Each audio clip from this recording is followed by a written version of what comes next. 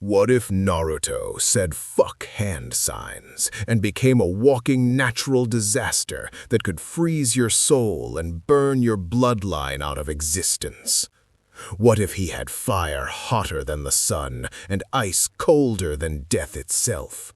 Yeah, we're doing this today. Naruto Uzumaki with Todoroki's powers but on demon time. Just pure disrespect to everyone who ever doubted him. Let's get it. The academy courtyard buzzed with anticipation. Parents clustered in groups, cameras ready. Children fidgeted with brand new headbands, laughing nervously. Graduation day, the day every kid became a shinobi, Naruto Uzumaki stood alone. His right side exhaled white mist with every breath. Frost crawled across his shoulder, crystallizing the air itself. White hair fell over his right eye, not dyed, not bleached, but natural as snowfall. His left side told a different story. Red highlights streaked through blonde hair. His skin held a faint orange glow, like coals buried in ash. Heat waves distorted the air around his left arm. The other graduates kept their distance. A circle of empty space surrounded him, an invisible barrier of primal fear. Iruka Umino stepped forward, holding the final headband. His hands trembled slightly as he approached. The metal felt cold in his grip, or maybe that was just proximity to Naruto's right side. "Congratulations, Naruto," Iruka said, forcing steadiness into his voice. "You've earned this." Naruto took the headband. Where his right fingers touched the metal, frost spread instantly across the fabric. Where his left fingers gripped, the cloth edges singed slightly. "Thank you, Iruka-sensei." Naruto's voice carried no warmth, no excitement, just cold calculation. He tied the headband across his forehead with practiced efficiency. A kid nearby whispered to his mother, "Why does he look like that?" "Shh!" The mother pulled her child back. Naruto heard them. He always heard them. His eyes, one side reflecting ice blue, the other burning amber, swept across the crowd. Parents flinched. Children looked away. Iruka cleared his throat. "Team assignments will be posted tomorrow. Get some rest. Your lives as shinobi begin at dawn." The crowd dispersed quickly, too quickly. Naruto stood in the emptying courtyard, watching families celebrate together. He felt nothing about it. Emotions were thermodynamic reactions, chemical processes that could be controlled, suppressed, optimized. He learned that lesson early. The memory surfaced unbidden. Age 6. The first manifestation. He'd been angry, truly devastatingly angry. Some shopkeeper had refused to sell him food again. The rage built in his chest like pressure in a sealed container. His left arm had burst into flames. Not chakra flames. Real, biological fire that burned without fuel, without oxygen requirements. The shopkeeper's produce stand had combusted instantly. Then the Nine-Tails chakra had surged, mixing with something dormant in his genes.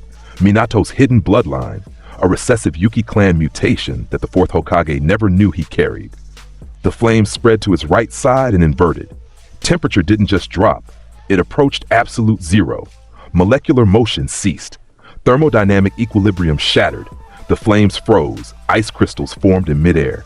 The burning stand became a glacier in seconds. The street cracked from thermal shock.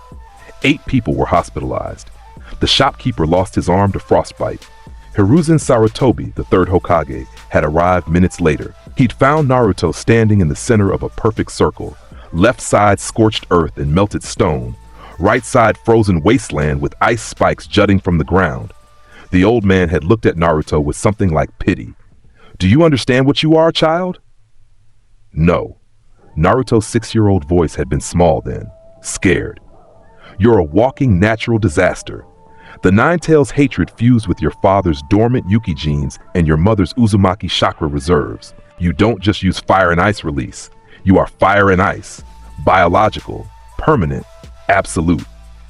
Hiruzen had arranged private training after that. Anbu guards watched from the shadows, ready to kill him if he lost control. Naruto learned quickly that control meant survival. Control meant power. Control meant dominance. And he learned something else. Hand signs were for people who needed time to think, time to focus, time to mold chakra into specific forms. Naruto didn't need time. He breathed, and reality froze or combusted. Team assignments came the next morning. Naruto arrived at the academy before dawn. The hallways were empty, silent except for his footsteps. Frost formed on the floor where his right foot landed. Faint scorch marks appeared where his left foot stepped. He found the assignment sheet posted outside the main classroom. His eyes scanned the list with clinical efficiency. Team 7, Naruto Uzumaki, Sakura Haruno, Sasuke Uchiha. Jonin instructor, Kakashi Hatake, Sakura Haruno, top kunoichi of their class. Book smart but combat inexperienced, civilian born. Her chakra control was exceptional, but her reserves were average. She'd be a liability in real combat. Sasuke Uchiha, last loyal Uchiha. Gifted with the Sharingan bloodline, academy prodigy, fire release affinity. Trauma made him driven but emotionally volatile. Pride would be his weakness.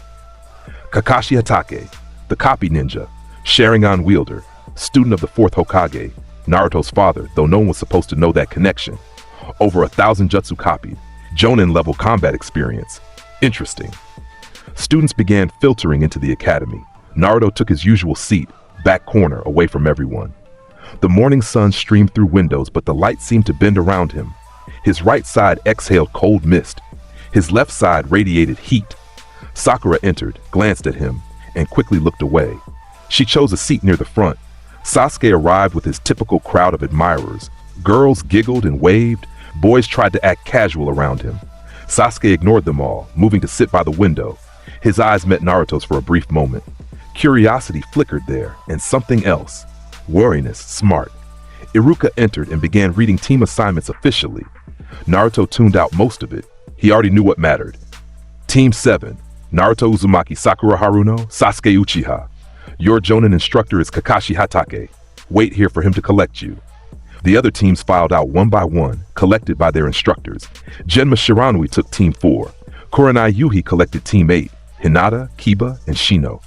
Asuma Sarutobi gathered Team 10, Ino, Shikamaru, and Choji. Team 7 remained. 1 hour passed.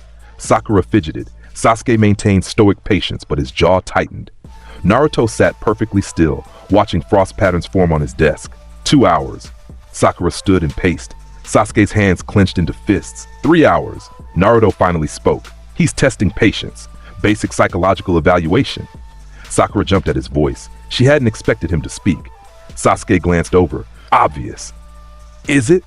Naruto's right eye, ice blue, fixed on Sasuke. Most Jonin collect their teams immediately. Kakashi's 3 hours late.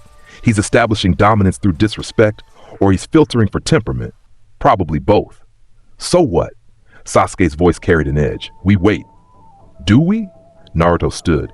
Ice crackled off his right side. Heat shimmered from his left. He walked to the door with measured steps, each footfall leaving alternating patterns of frost and scorch marks on the wooden floor. He placed his right hand on the door frame. Ice spread like lightning, covering the entire doorway in crystalline patterns. Then his left hand touched the wall beside it. The wood grain darkened, smoking faintly. What are you doing? Sakura asked, nervous. Naruto didn't answer. He waited. 30 seconds later, a presence appeared outside the doorway. Kakashi Hatake materialized in his typical lazy slouch, silver hair defying gravity, one eye covered by his headband, the other eye curved in a smile above his mask.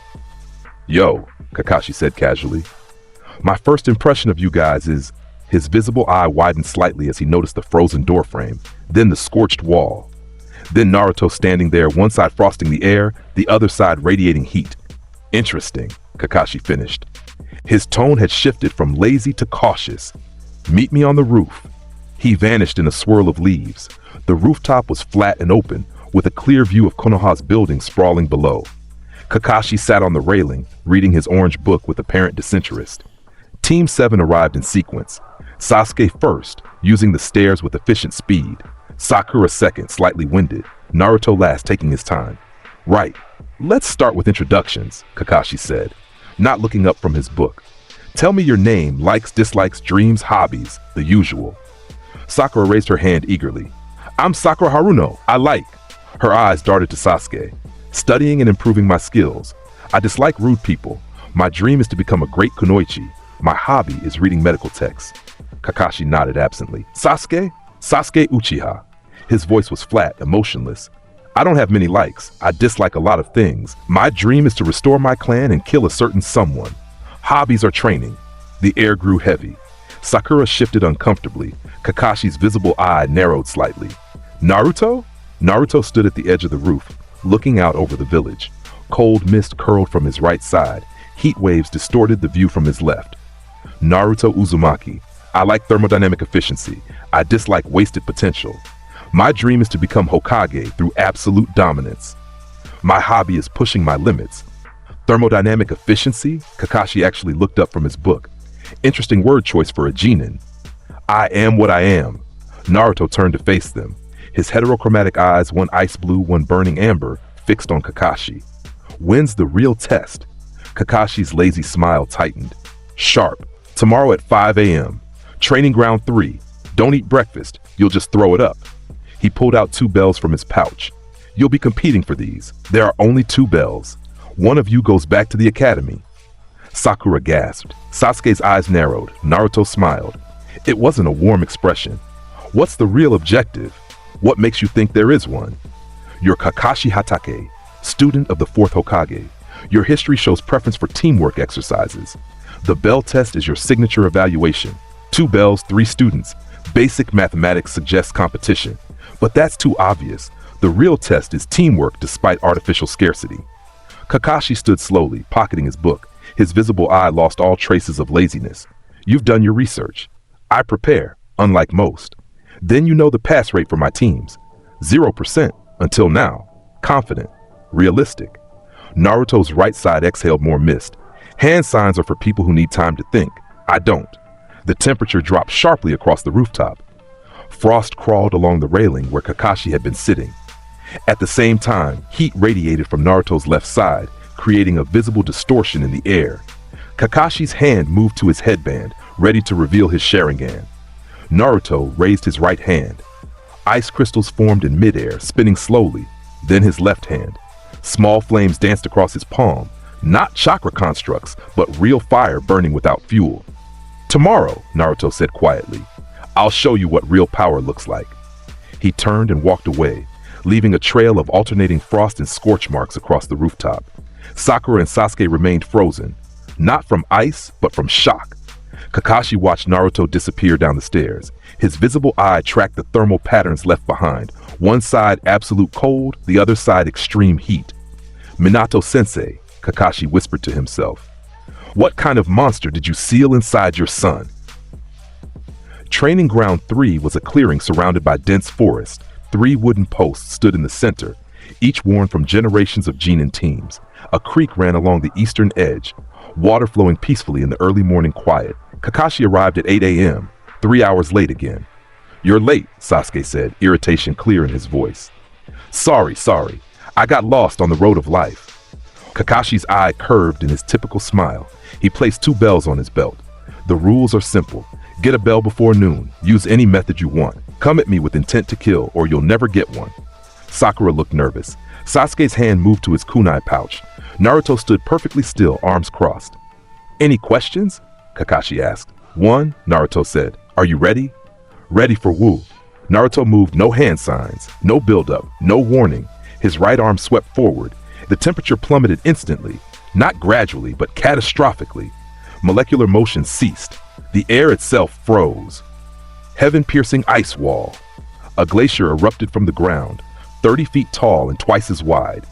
Jagged ice spikes shot forward like lances, each one thick as a tree trunk. The wall moved with terrifying speed, closing the distance to Kakashi in less than a second. Kakashi's eyes widened. He substituted with a log at the last instant.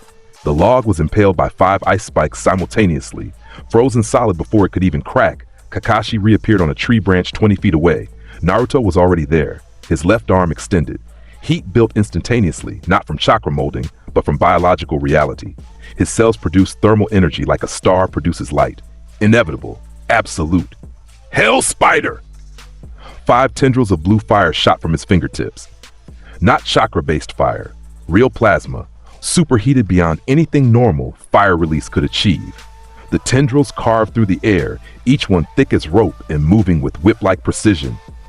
Kakashi substituted again. The tree branch where he'd stood was severed cleanly, not burned, but sliced. The plasma was so hot it cut through matter by vaporizing anything it touched. 3 more trees fell as the hell spider tendrils carved through the forest. Kakashi landed in the creek, water splashing around him. He was breathing harder now, his lazy demeanor completely gone. That's enough, Naruto. This is just a test. You said come at you with intent to kill.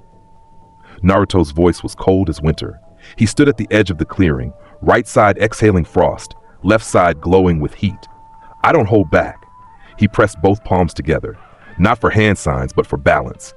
Ice from his right, fire from his left. The opposing temperatures spiraled around him, creating a vortex of thermal chaos. The ground beneath Naruto's feet cracked. Half turned to ice, crystalline and perfect. The other half melted into molten glass. Great glacial aegir, and tsunami of ice erupted from his right side. Not water that froze. Pure ice, expanding outward in a wave 30 feet high. The forest ahead vanished under the glacier. Trees were consumed whole, frozen solid, preserved in crystalline tombs. The wave rushed toward Kakashi. Kakashi formed hand signs rapidly. Earth release, earth-style wall. A wall of stone shot up from the creek bed. The ice wave crashed against it. For a moment, the wall held. Then the ice kept coming. The wave was too massive, too fast, too absolute.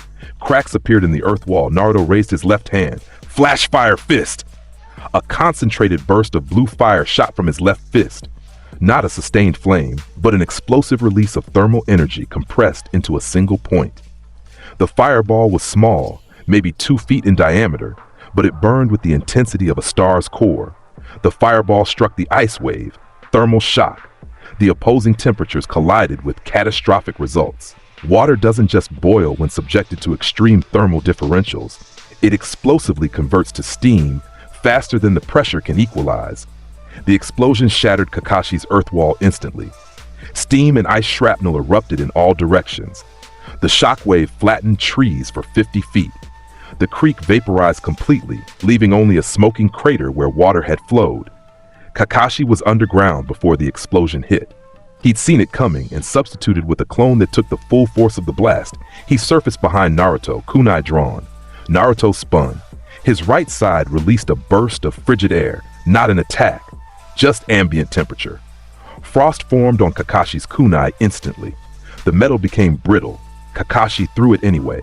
The kunai shattered against Naruto's left side thermal aura, melting into droplets before it could connect. "You're not taking this seriously," Naruto said. His eyes held no emotion, just calculation. "You're holding back. Why? Because this is a test, not a death match. Then you've already failed." Naruto's right hand shot forward. Hell curtain! A wall of fire erupted around Kakashi, not in front, not behind, but surrounding him completely. A cylindrical prison of blue flames that burned at temperatures exceeding any natural fire. The oxygen inside began vaporizing. Kakashi formed hand signs. Water release, water encampment wall. A sphere of water formed around him, protecting him from the flames. Steam hissed violently where water met fire. Naruto clenched his left fist. The flames intensified. Blue shifted to white. The water sphere began boiling despite Kakashi's chakra reinforcement. Kakashi realized the danger. He was cooked alive if this continued. He revealed his Sharingan, pulling up his headband. The three Tomoe spun rapidly, analyzing Naruto's movements, his chakra patterns, looking for a weakness. There was none. Naruto wasn't using chakra techniques. He was using his body. The Sharingan could predict hand signs, could copy jutsu, could see chakra flow. But Naruto's power came from cellular biology, from genetics, from the mutation that made him equal parts fire and ice. The Sharingan saw nothing useful. Kakashi substituted out desperately. He surfaced near where Sasuke and Sakura were watching, both frozen in shock at the devastation. The clearing was unrecognizable. One half was covered in glacial ice, trees preserved in frozen perfection. The other half was scorched earth, with melted stone and smoldering craters. The temperature differential created wind patterns, cold air and hot air mixing violently. Naruto stood in the center, untouched. Frost crawled up his right side. His left side glowed brighter, heat intensifying. "Stop this, Naruto," Kakashi said firmly. He was using his command voice now, the one reserved for enemy combatants. "This isn't a game anymore. You're going to kill someone. You told me to come at you with intent to kill." Naruto tilted his head slightly. Were those instructions or suggestions? Context matters. Does it? Naruto's right eye, ice blue, fixed on Kakashi. In real combat, enemies don't give warnings. They don't hold back. They don't teach lessons gently. You survive or you die. Power is the only variable that matters. He raised both hands. Ice formed around his right arm, crystallizing into jagged gauntlets. Fire wreathed his left arm, burning without consuming. Jet burn! Naruto punched forward with his left fist. The fire compressed, then exploded outward in a directed blast. Not just flames, but superheated air propelled at supersonic speeds. The thermal expansion created a shockwave that moved faster than sound. Kakashi barely dodged. The jet burn blast carved through the forest behind him, felling trees in a perfectly straight line for 200 feet. The impact at the end created another explosion, wood vaporizing instantly. Kakashi landed, breathing hard. His Sharingan couldn't keep up. Naruto's attacks had no patterns, no telegraph, no chakra buildup to predict, just instant catastrophic force. Naruto! Sakura screamed. Stop! You're going to kill him! Naruto paused. He looked at Sakura, then at Sasuke, then back to Kakashi. That was the point, Naruto said quietly. But I suppose we've established baseline. He lowered his hands, the ice gauntlets shattered, the fire dimmed. Kakashi straightened, still wary. Baseline? You're strong, Kakashi-sensei. Jonin-level combat experience, Sharingan advantage, over 1,000 jutsu copied. But you hesitate, you hold back, you fight with rules. Naruto's expression was cold. I don't. He walked forward slowly. With each step, his right foot froze the ground. His left foot scorched it. He stopped 3 feet from Kakashi. If this were real combat, you'd be dead. 3 times over. The glacier would have crushed you. The hell spider would have severed your spine. The thermal shock explosion would have boiled you inside your earth wall. Naruto's voice held no pride, no boasting, just factual assessment. You're skilled, but skill loses to overwhelming power. He reached out with his right hand. Frost spread across the bells on Kakashi's belt, freezing them solid. Then his left hand. The ice melted instantly. The bells dropped free. Naruto caught them Sasuke, who caught it reflexively. The other to Sakura, who fumbled but secured it. Test complete, Naruto said. We pass. Kakashi stared at him. The clearing was destroyed. Half frozen wasteland, half burning hellscape. The thermal shock had created a permanent weather pattern, cold air descending, hot air rising, mixing violently in the middle. You gave them the bells, Kakashi said slowly. Teamwork, right? That was the real test. They get the bells.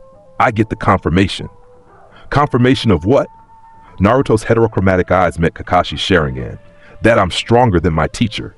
He turned and walked away, leaving footprints of frost and scorch marks. Kakashi watched him go.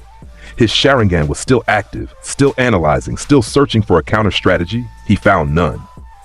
Minato-sensei, Kakashi whispered again. Your son is a monster, but maybe that's what this world needs. Sasuke looked at the bell in his hand, then at Naruto's retreating form. His Sharingan activated unconsciously. 2 tomoes spinning in each eye, trying to understand what he'd just witnessed. Sakura held her bell with trembling hands, staring at the devastation around them. Team 7 had passed, but something had fundamentally shifted. The next 2 weeks were standard D-rank missions. Find lost cats, paint fences, weed gardens, retrieve groceries. Naruto performed each task with cold efficiency. No complaints, no enthusiasm, just completion. Sakura tried making conversation a few times. That was pretty cool how you made that fence perfectly straight with ice. Naruto had looked at her with empty eyes. Temperature control allows precision construction, basic thermodynamics. She stopped trying after that. Sasuke observed silently. His pride had taken a hit during the bell test. He'd been irrelevant. The entire confrontation had been Naruto versus Kakashi, and Naruto had won decisively. Sasuke's fire release suddenly felt inadequate. What good were normal flames compared to biological plasma that burned hotter than the sun? Kakashi treated Naruto differently too, more carefully. He gave orders, but phrased them as requests. Naruto, could you handle the north section? Instead of commands, on the 15th day, Team 7 stood in the Hokage's office for mission assignment. Hiruzen Sarutobi sat behind his desk, smoking his pipe, looking older than his years. Iruka stood beside him with the mission scrolls. Team 7, Hiruzen said. Another D-rank mission. There's a... No. Naruto's voice cut through the room. Everyone stared. Excuse me? Hiruzen's tone held warning. No more D-ranks. We're ready for C-rank minimum. You've been Genin for 2 weeks, Naruto. Standard protocol requires. Standard protocol assumes standard Genin. Naruto stepped forward. Frost formed on the wooden floor. I destroyed Training Ground 3 in under 5 minutes. I've completed every D-rank mission assigned with perfect efficiency. Sasuke has 2 Tomoe Sharingan. Sakura has chakra control that exceeds Chunin standards. Kakashi-sensei is an elite jonin. This team is wasted on civilian tasks. Hiruzen took a long draw from his pipe. Confidence is good. Overconfidence gets you killed. There's a difference between confidence and accurate threat assessment. Naruto's eyes, one ice blue, one burning amber, fixed on the Hokage. I'm not asking for special treatment. I'm demanding appropriate challenge level. Naruto, Kakashi began. He's right. Everyone turned to Sasuke. The Uchiha stood with arms crossed, Sharingan active. We're being wasted here. I didn't become a genin to paint fences. Sakura shifted nervously but nodded. I want to help people. Real missions. Not gardening. Hiruzen looked at Kakashi. Your assessment? Kakashi sighed. Individually, they're all above standard genin level. Naruto especially. As a team, he paused. They work together, barely, but they work. Hiruzen studied them for a long moment. Then he nodded to Iruka. Very well, C-rank mission. Iruka pulled out a different scroll. Protection detail for a bridge builder traveling to the land of waves. Client is Tazuna, a master bridge builder. Mission is to guard him from bandits and wildlife during the journey. He gestured to the door. You can come in now. The door opened. An old man stumbled in, clearly drunk. He wore work clothes and carried a sake bottle. His eyes were bloodshot, his face flushed. These are my guards? Tazuna slurred. Kids? And one of them looks like a freak show. He pointed at Naruto with his bottle. The temperature dropped. Frost spread across the floor rapidly, reaching Tazuna's feet. Ice crawled up his sandals. Tazuna sobered instantly, staring down at his frozen feet in horror. Say that again, Naruto said quietly. Please. Naruto Hiruzen's voice was hard. Stand down. The ice melted. Naruto stepped back, expression neutral again. Tazuna backed up, suddenly much less drunk. I apologize. Long journey. Tired. Sake talking. We leave at dawn, Kakashi said quickly. Pack for 2 weeks. Tazuna-san, meet us at the main gate. Tazuna nodded and hurried out, glancing back at Naruto nervously. After Team 7 left, Hiruzen turned to the window overlooking Konoha. You're worried, Iruka said. Naruto is becoming something I don't recognize. Cold. Calculating. Powerful. Yes, but... Hiruzen took another draw from his pipe. Minato wanted his son to be seen as a hero, not a weapon. Maybe the world needs weapons more than heroes right now. Maybe. Hiruzen's eyes were sad. Or maybe we're creating the very thing we should fear most. The journey to the land of waves began at dawn. Team 7 assembled at the main gate, Kakashi reading his book, Sasuke checking his equipment, Sakura adjusting her pack, Naruto standing apart from everyone. Tazuna arrived looking considerably more sober and nervous. He avoided eye contact with Naruto. Ready? Kakashi asked. Nods all around. They set out on the main road heading east. The pace was steady but not rushed. Tazuna wasn't a shinobi and couldn't maintain high speed. The first day was uneventful. They made camp that evening in a small clearing. Kakashi took first watch. Sasuke took second. Naruto didn't sleep. He never seemed to sleep much. Instead, he sat against a tree, one side frosting the bark, the other side keeping the wood warm. Sakura approached him hesitantly. Can I ask you something? Naruto looked at her. You just did. About your condition. Does it hurt? Define hurt. You know, pain, discomfort. Like is your right side cold and your left side hot, and does that feel bad? Naruto considered the question. My right side exists at near absolute zero. My left side burns at temperatures that would vaporize normal tissue. If I were normal, both sides would kill me instantly. But I'm not normal. My cells adapted. The pain is still there, technically. But I've learned to interpret it as information, not suffering. That sounds lonely. Loneliness is an emotional response to social isolation. Emotions are chemical reactions. I choose not to trigger them. Sakura frowned. But you must feel something. Everyone feels something. I feel temperature. I feel power. I feel control. Naruto's eyes reflected the campfire, one side absorbing the heat, the other side radiating cold. Everything else is inefficiency. That's sad. Sadness is inefficient too. Sakura returned to her bedroll, unsettled. Sasuke had been watching the exchange from across the camp. He said nothing, but his Sharingan deactivated thoughtfully. The second day began with rain. Heavy, persistent rain that turned the road to mud. Tazuna complained constantly. This is miserable. Can't we wait it out? Rain doesn't stop shinobi, Kakashi said cheerfully. Think of it as character building. Around midday, Kakashi stopped abruptly, his visible eye narrowed. Puddle ahead. Naruto had already noticed. It hasn't rained in this area for 3 days based on the vegetation dryness. That puddle is wrong. What puddle? Sakura asked, squinting through the rain. 30 feet ahead, 5 inches deep. Surface tension indicates recent formation. Naruto's voice was clinical. 2 hostiles hiding inside using camouflage technique. Breathing rate suggests Chunin level stamina. Heart rate elevated. Attack imminent. Kakashi's eye widened slightly. You can tell all that? Temperature differential analysis. Their body heat creates microcurrents in the water. Simple observation. They continued walking. Kakashi positioned himself at the rear. Sasuke and Sakura flanked Tazuna. Naruto walked point. When they reached the puddle, nothing happened immediately. Then 2 figures exploded from the water. Ninja dressed in metal claw weapons, chain connecting them. The demon brothers, Gozu and Meizu, notorious Chunin level missing nin from the hidden mist. They went straight for Kakashi. Their chain wrapped around him, tightening. The claws dug into his body from both sides. Kakashi's form was shredded, torn apart brutally. Sakura screamed. Kakashi-sensei! Sasuke shouted. 1 down! Gozu laughed. 3 kids left. They turned toward Tazuna and froze. Not metaphorically, literally froze. Naruto had raised his right hand. Phosphor. The air temperature dropped to absolute 0 instantly in a 15-foot radius around the demon brothers. Molecular motion ceased. Their bodies stopped mid-stride, frozen solid before their neurons could transmit the sensation of cold. Then Naruto raised his left hand. Cold fire. Heat flooded into the frozen area, not gradually, but catastrophically. The thermal shock was instantaneous and devastating. The demon brothers' frozen bodies couldn't handle the rapid temperature change. Ice sublimated directly to steam. Their tissues expanded and contracted simultaneously. Cellular structures ruptured. The explosion was relatively small, just a burst of steam and biological matter. When it cleared, the demon brothers were gone. Just scorch marks and frost where they'd stood. Sakura stared in horror. You killed them. They attacked a Konoha team with intent to kill. Naruto's voice held no remorse.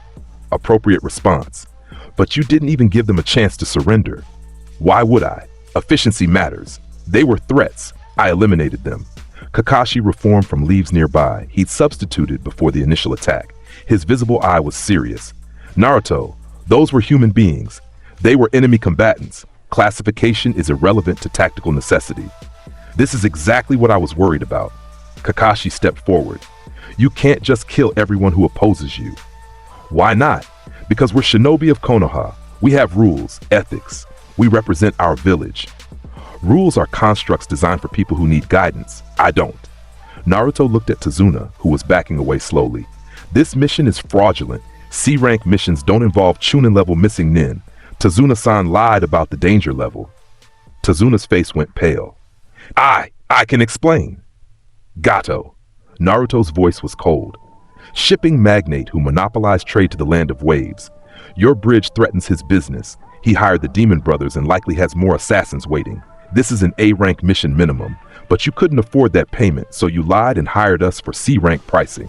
Everyone stared at Tazuna. The old man's shoulders sagged. You're right, I'm sorry, but my country is poor. Gato bleeds us dry. The bridge is our only hope. Please, I'll understand if you leave, but please help us. Kakashi looked at his team. Well, we can abort. Mission parameters were false. We'd be justified. Sasuke crossed his arms. I didn't come this far to turn back. Sakura hesitated, then nodded. If people need help, we should help them. Naruto said nothing for a moment. Then contract terms were violated. However, the tactical challenge is interesting. I vote continue. Kakashi sighed. Then we continue. But Naruto, his tone became serious. No more instant executions. We give opponents a chance to surrender when possible. Understood? Understood that you want me to follow that rule. Understood that I may ignore it based on tactical assessment. Naruto, I will attempt to minimize casualties. Naruto started walking. Best offer you'll get. They continued toward the land of waves. They reached the coast by evening. A boatman waited with a small vessel, hidden beneath overhanging trees. You Tazuna's guards? The boatman whispered nervously. Yes, Kakashi confirmed. Get in. Quick, Patrols come by every hour. They boarded silently. The boat pushed off, cutting through the water toward the land of waves. Thick mist rolled across the water, reducing visibility to almost nothing. This mist is convenient, Naruto observed. Gado's men can't see us in it, the boatman said. Neither can we see them. Tactical advantage? Neutral. They moved through the mist for 30 minutes straight. The only sounds were water lapping against the boat and distant calls of seabirds. Then a presence appeared ahead. Massive, powerful, killer intent radiating through the mist like physical pressure. Sakura gasped, nearly collapsing under the weight of it. Tazuna went white. Even Sasuke tensed, hand moving to his kunai pouch. Naruto tilted his head slightly. Interesting. A figure materialized on top of the water ahead, standing on the surface like solid ground. Tall, muscular, shirtless despite the cold. Massive sword wrapped in bandages strapped to his back. Lower face covered by bandages. Eyes cold as death. Zabuza Momochi, the demon of the hidden mist, one of the 7 swordsmen. Kakashi Hatake, Zabuza's voice rumbled through the mist, the copy ninja. This will be fun. Zabuza Momochi, Kakashi replied calmly. A-rank missing nin. What's someone like you doing as Gado's hired muscle? Money talks, besides. Zabuza's eyes scanned Team 7, dismissing Sakura and Sasuke, pausing on Naruto. I heard there was someone interesting in this team, a boy who commands fire and ice. That would be me, Naruto said. You're just a kid. Genetic freak from what I heard, but still a kid. Age is irrelevant to power. Naruto stood at the front of the boat. Frost began forming on the wooden rail under his right hand. You're here to kill Tazuna. I'm here to prevent that. Simple conflict of interest. Zabuza laughed. You've got guts, I'll give you that. But you're facing a Jonin-level swordsman. You don't stand a... Phosphor. The word cut through the mist like a blade. Temperature plummeted. The water around their boat began freezing, not slowly, but instantly. Ice spread outward in a circle, 50 feet in all directions. Zabuza's feet were frozen to the water surface. His eyes widened. Then heat flooded in. Naruto's left side blazed. The thermal shock created an explosion of steam that cleared the mist for hundreds of feet. The concussive force sent waves in all directions. Zabuza substituted before the ice shattered, reappearing on a larger ice chunk 20 feet away. He was breathing harder, more wary now. What the hell was that? Temperature manipulation. My right side approaches absolute zero. My left side burns hotter than the sun. When combined, thermal shock creates explosive force. Naruto's voice was clinical, like he was explaining homework. You're experienced. You should have anticipated this. Cocky brat. Zabuza performed hand signs rapidly. Hidden mist jutsu. Thick mist rolled back in denser than before. Visibility dropped to 0. Even Kakashi looked tense. Zabuza's specialty is silent killing, Kakashi warned. In this mist he can kill without being detected. Everyone, stay close. Unnecessary, Naruto interrupted. He raised his right hand. Ice crystals formed in the air around him, spinning slowly. Each crystal was small, barely an inch across, but there were hundreds of them, creating a perimeter. Temperature differential mapping. The crystals detect body heat through the mist. I know where everyone is. Naruto's eyes glowed faintly. Zabuza is circling us 20 feet to starboard, moving counterclockwise, heart rate elevated, preparing attack. How can you possibly? Kakashi began. The mist exploded with movement. Zabuza appeared beside Tazuna, massive sword swinging down. Naruto was already there. His right hand caught the blade. Ice spread across the metal instantly, freezing it solid. The sword stopped mid-swing. Zabuza's eyes widened behind his bandages. Impossible. Naruto's left hand shot forward, palm open. Hell Spider! 5 plasma tendrils erupted from his fingertips at point-blank range. Zabuza substituted desperately, leaving a water clone that exploded into steam when the tendrils connected. Zabuza reappeared on the ice, sword discarded and frozen solid. He formed new hand signs. Water Dragon Jutsu. A serpent of water rose from the ocean 40 feet tall, roaring with the sound of rapids. The dragon lunged toward the boat with crushing force. Hell Curtain! A wall of blue fire erupted from Naruto's left side. The flames formed a cylinder around the boat, 10 feet tall and burning at temperatures that vaporized oxygen. The water dragon hit the firewall. Steam exploded outward. The collision created a shockwave that rocked the boat violently. Sakura grabbed the rail. Tazuna fell to his knees. The water dragon dissipated. Zabuza stood on the ice, breathing hard. You're not a normal kid. Correct assessment. Naruto stepped off the boat onto the ice. Each footstep left alternating patterns. Right foot froze the ice darker, left foot melted slight depressions. He walked towards Zabuza slowly.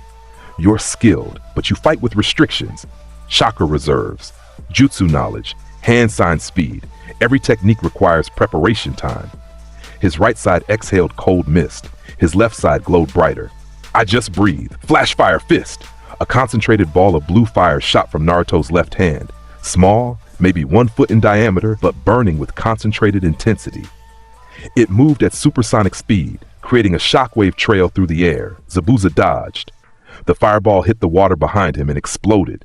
Steam erupted in a column 50 feet high. The shockwave created waves that rocked their boat and several others nearby. Zabuza formed hand signs. Water clone jutsu. 4 identical Zabuzas formed from the water.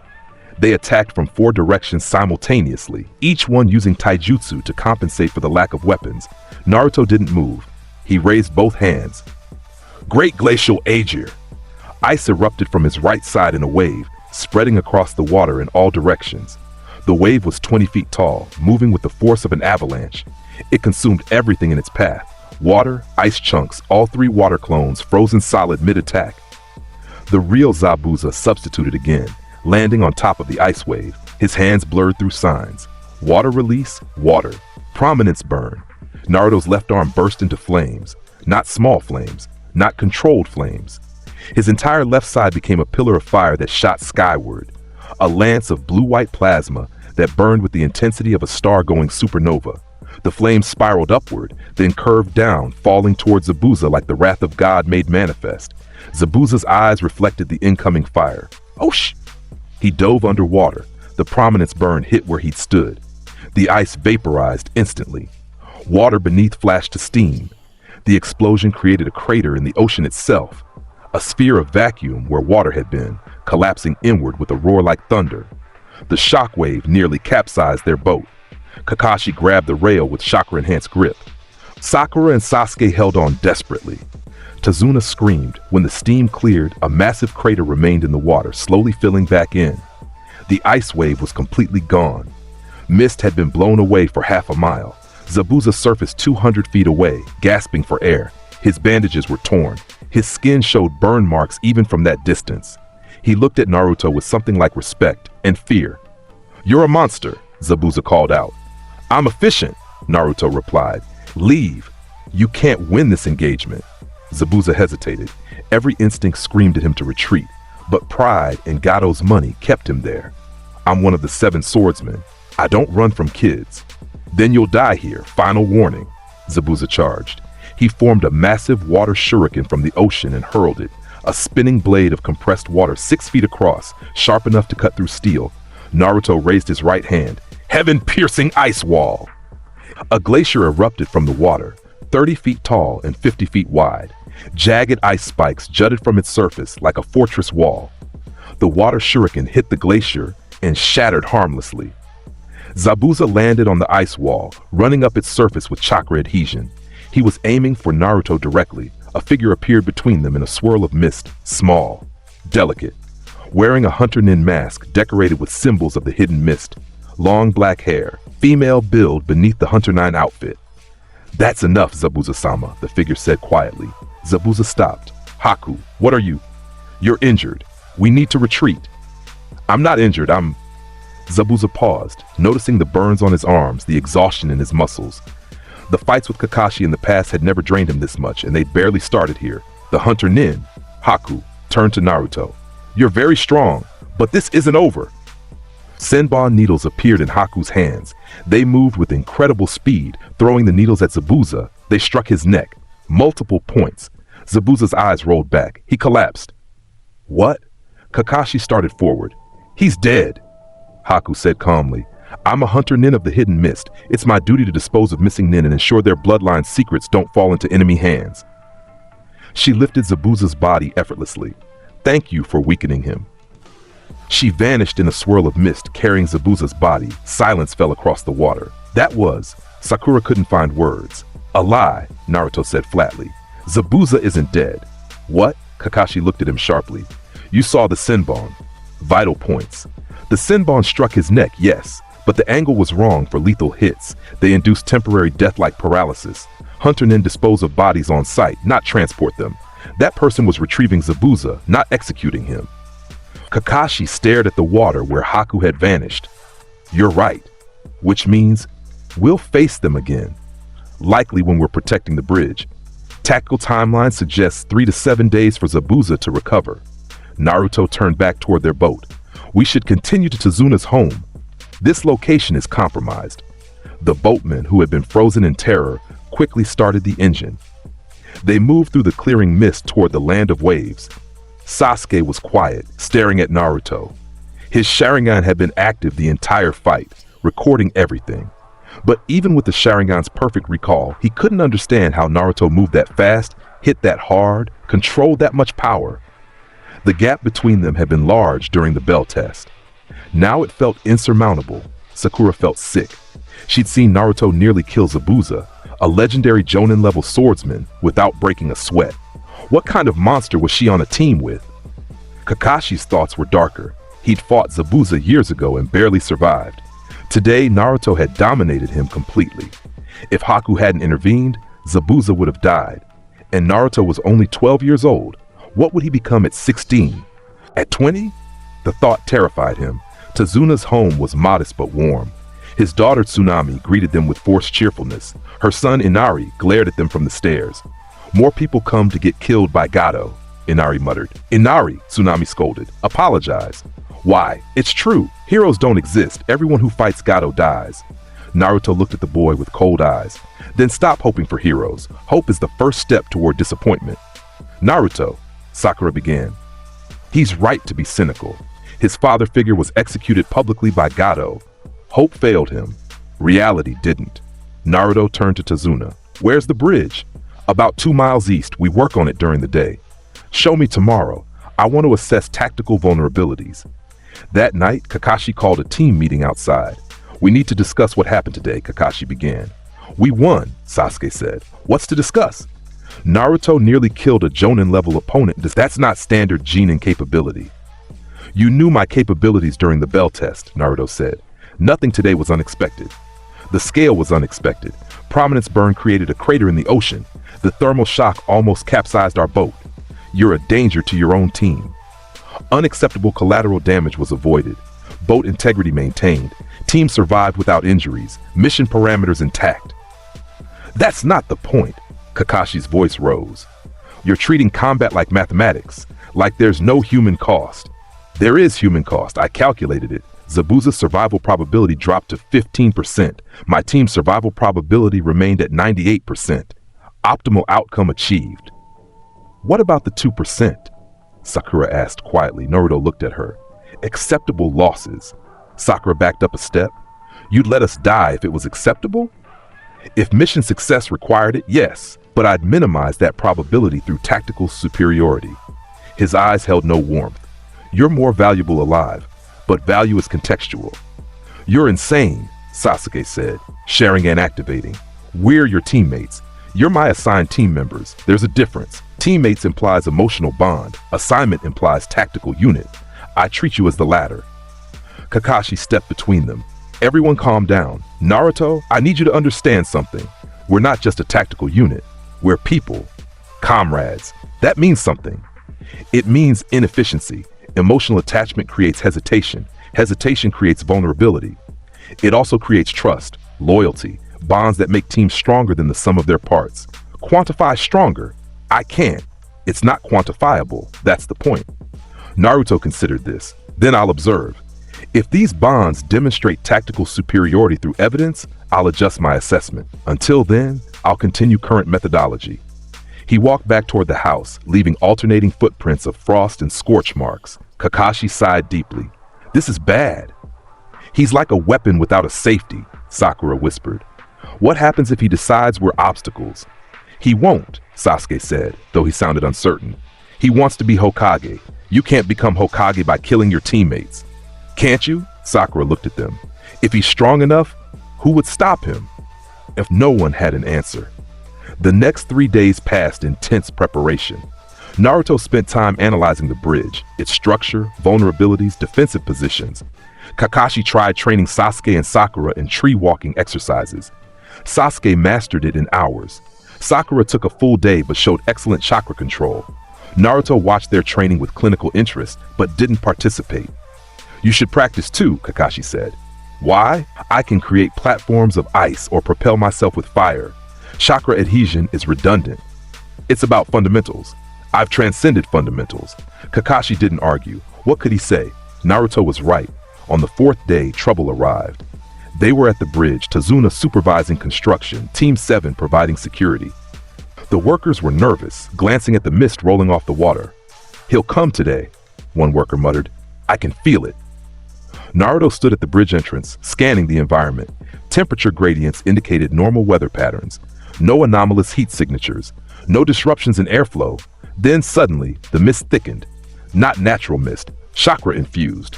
Dense enough to cut visibility to 3 feet. "Hidden mist jutsu," Kakashi muttered, pulling up his headband to reveal his Sharingan. "Zabuza's back." "And he brought help," Naruto added, tilting his head. 2 heat signatures approaching. One large, Zabuza. One smaller, the hunter nin from before. Ice crystals formed around Naruto, spinning slowly. Each crystal mapped temperatures through the mist, creating a 3-dimensional thermal image in his mind. They're splitting up. Zabuza is targeting Kakashi. The hunter nin is targeting Sasuke. "Why Sasuke?" Sakura asked. "Sharingan. High-value target. Logical priority." "Form up," Kakashi commanded. "Protect Tazuna." Already moving. Naruto vanished. Not a substitution. Not a teleportation. Just pure speed, his body propelled by selective application of temperature, ice behind him providing a frictionless surface, heat in front creating low-pressure zones to move through. He reappeared where the heat signatures indicated Zabuza would strike. Zabuza emerged from the mist, new sword in hand. Smaller than his previous one, but still massive. His face was exposed now, bandages gone, revealing sharp features and pointed teeth. "You?" Zabuza's eyes narrowed. "I was hoping to avoid you. Poor tactical decision returning at all. You should have stayed hidden. Gato hired me for a job. I finished what I start." Zabuza raised his sword. "Besides, Haku gave me an idea. You're strong, kid, but you're alone. Let's see how you handle multiple opponents." The mist shifted. Dozens of water clones formed around Naruto, each one identical to Zabuza, each one wielding a water-formed blade. "Water clone jutsu, Mist Army!" The clones attacked simultaneously from all directions. Naruto raised both hands. "Hell Curtain!" Fire erupted in a sphere around him, not a wall but a 3-dimensional prison of flames that burned in all directions simultaneously. Blue fire hot enough to vaporize water on contact. The water clones didn't even reach him. They exploded into steam the moment they entered the heat radius. 20 clones gone in an instant. But Zabuza wasn't there. He'd used the clones as a distraction, circling around to... "Predictable," Naruto said. His right hand shot backward without looking. Ice spikes erupted from the bridge surface, angled perfectly to intercept Zabuza's trajectory. Zabuza twisted midair, barely avoiding impalement. He landed in a crouch, breathing hard. "How did you?" "Temperature mapping. You're warmer than the clones. Body heat differentials create detectable gradients. I tracked your real location the entire time." Meanwhile, on the other side of the bridge, Sasuke faced his own opponent. Haku appeared from the mist, Senbon needles ready. But this time, no mask. Her face was revealed, beautiful, feminine, studded with gentle brown eyes that contrasted sharply with her hunter nin outfit. "You're the Uchiha," Haku said softly, "and you're the fake hunter nin." Sasuke's Sharingan spun. "Let's see how your ice stands against Uchiha fire." "Ice?" Haku tilted her head. "You misunderstand." She performed hand signs with one hand, a feat that demonstrated exceptional skill. "Secret jutsu, crystal ice mirrors." Ice mirrors formed around Sasuke in a dome pattern. 21 mirrors lie, each one perfectly reflective.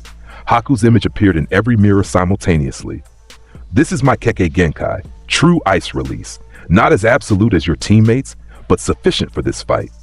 Haku's form blurred. She moved between mirrors at speeds the Sharingan struggled to track, throwing Senbon from multiple angles. Sasuke dodged, but several needles grazed his arms. He formed hand signs. Fire release, fireball jutsu. A ball of fire erupted from his mouth. Standard Uchiha technique. It struck one mirror directly. The mirror held. The ice didn't even melt. My ice is reinforced with chakra, Haku explained, her voice coming from all mirrors at once. Your fire can't break it. More Senbon rained down. Sasuke was forced to dodge constantly, unable to counterattack effectively. Sasuke! Sakura yelled from outside the dome. She couldn't enter. Ice walls blocked her path. Kakashi moved to help, but Zabuza's remaining water clones intercepted him. Your fight is with me. Copy ninja! Naruto assessed the battlefield through temperature differential.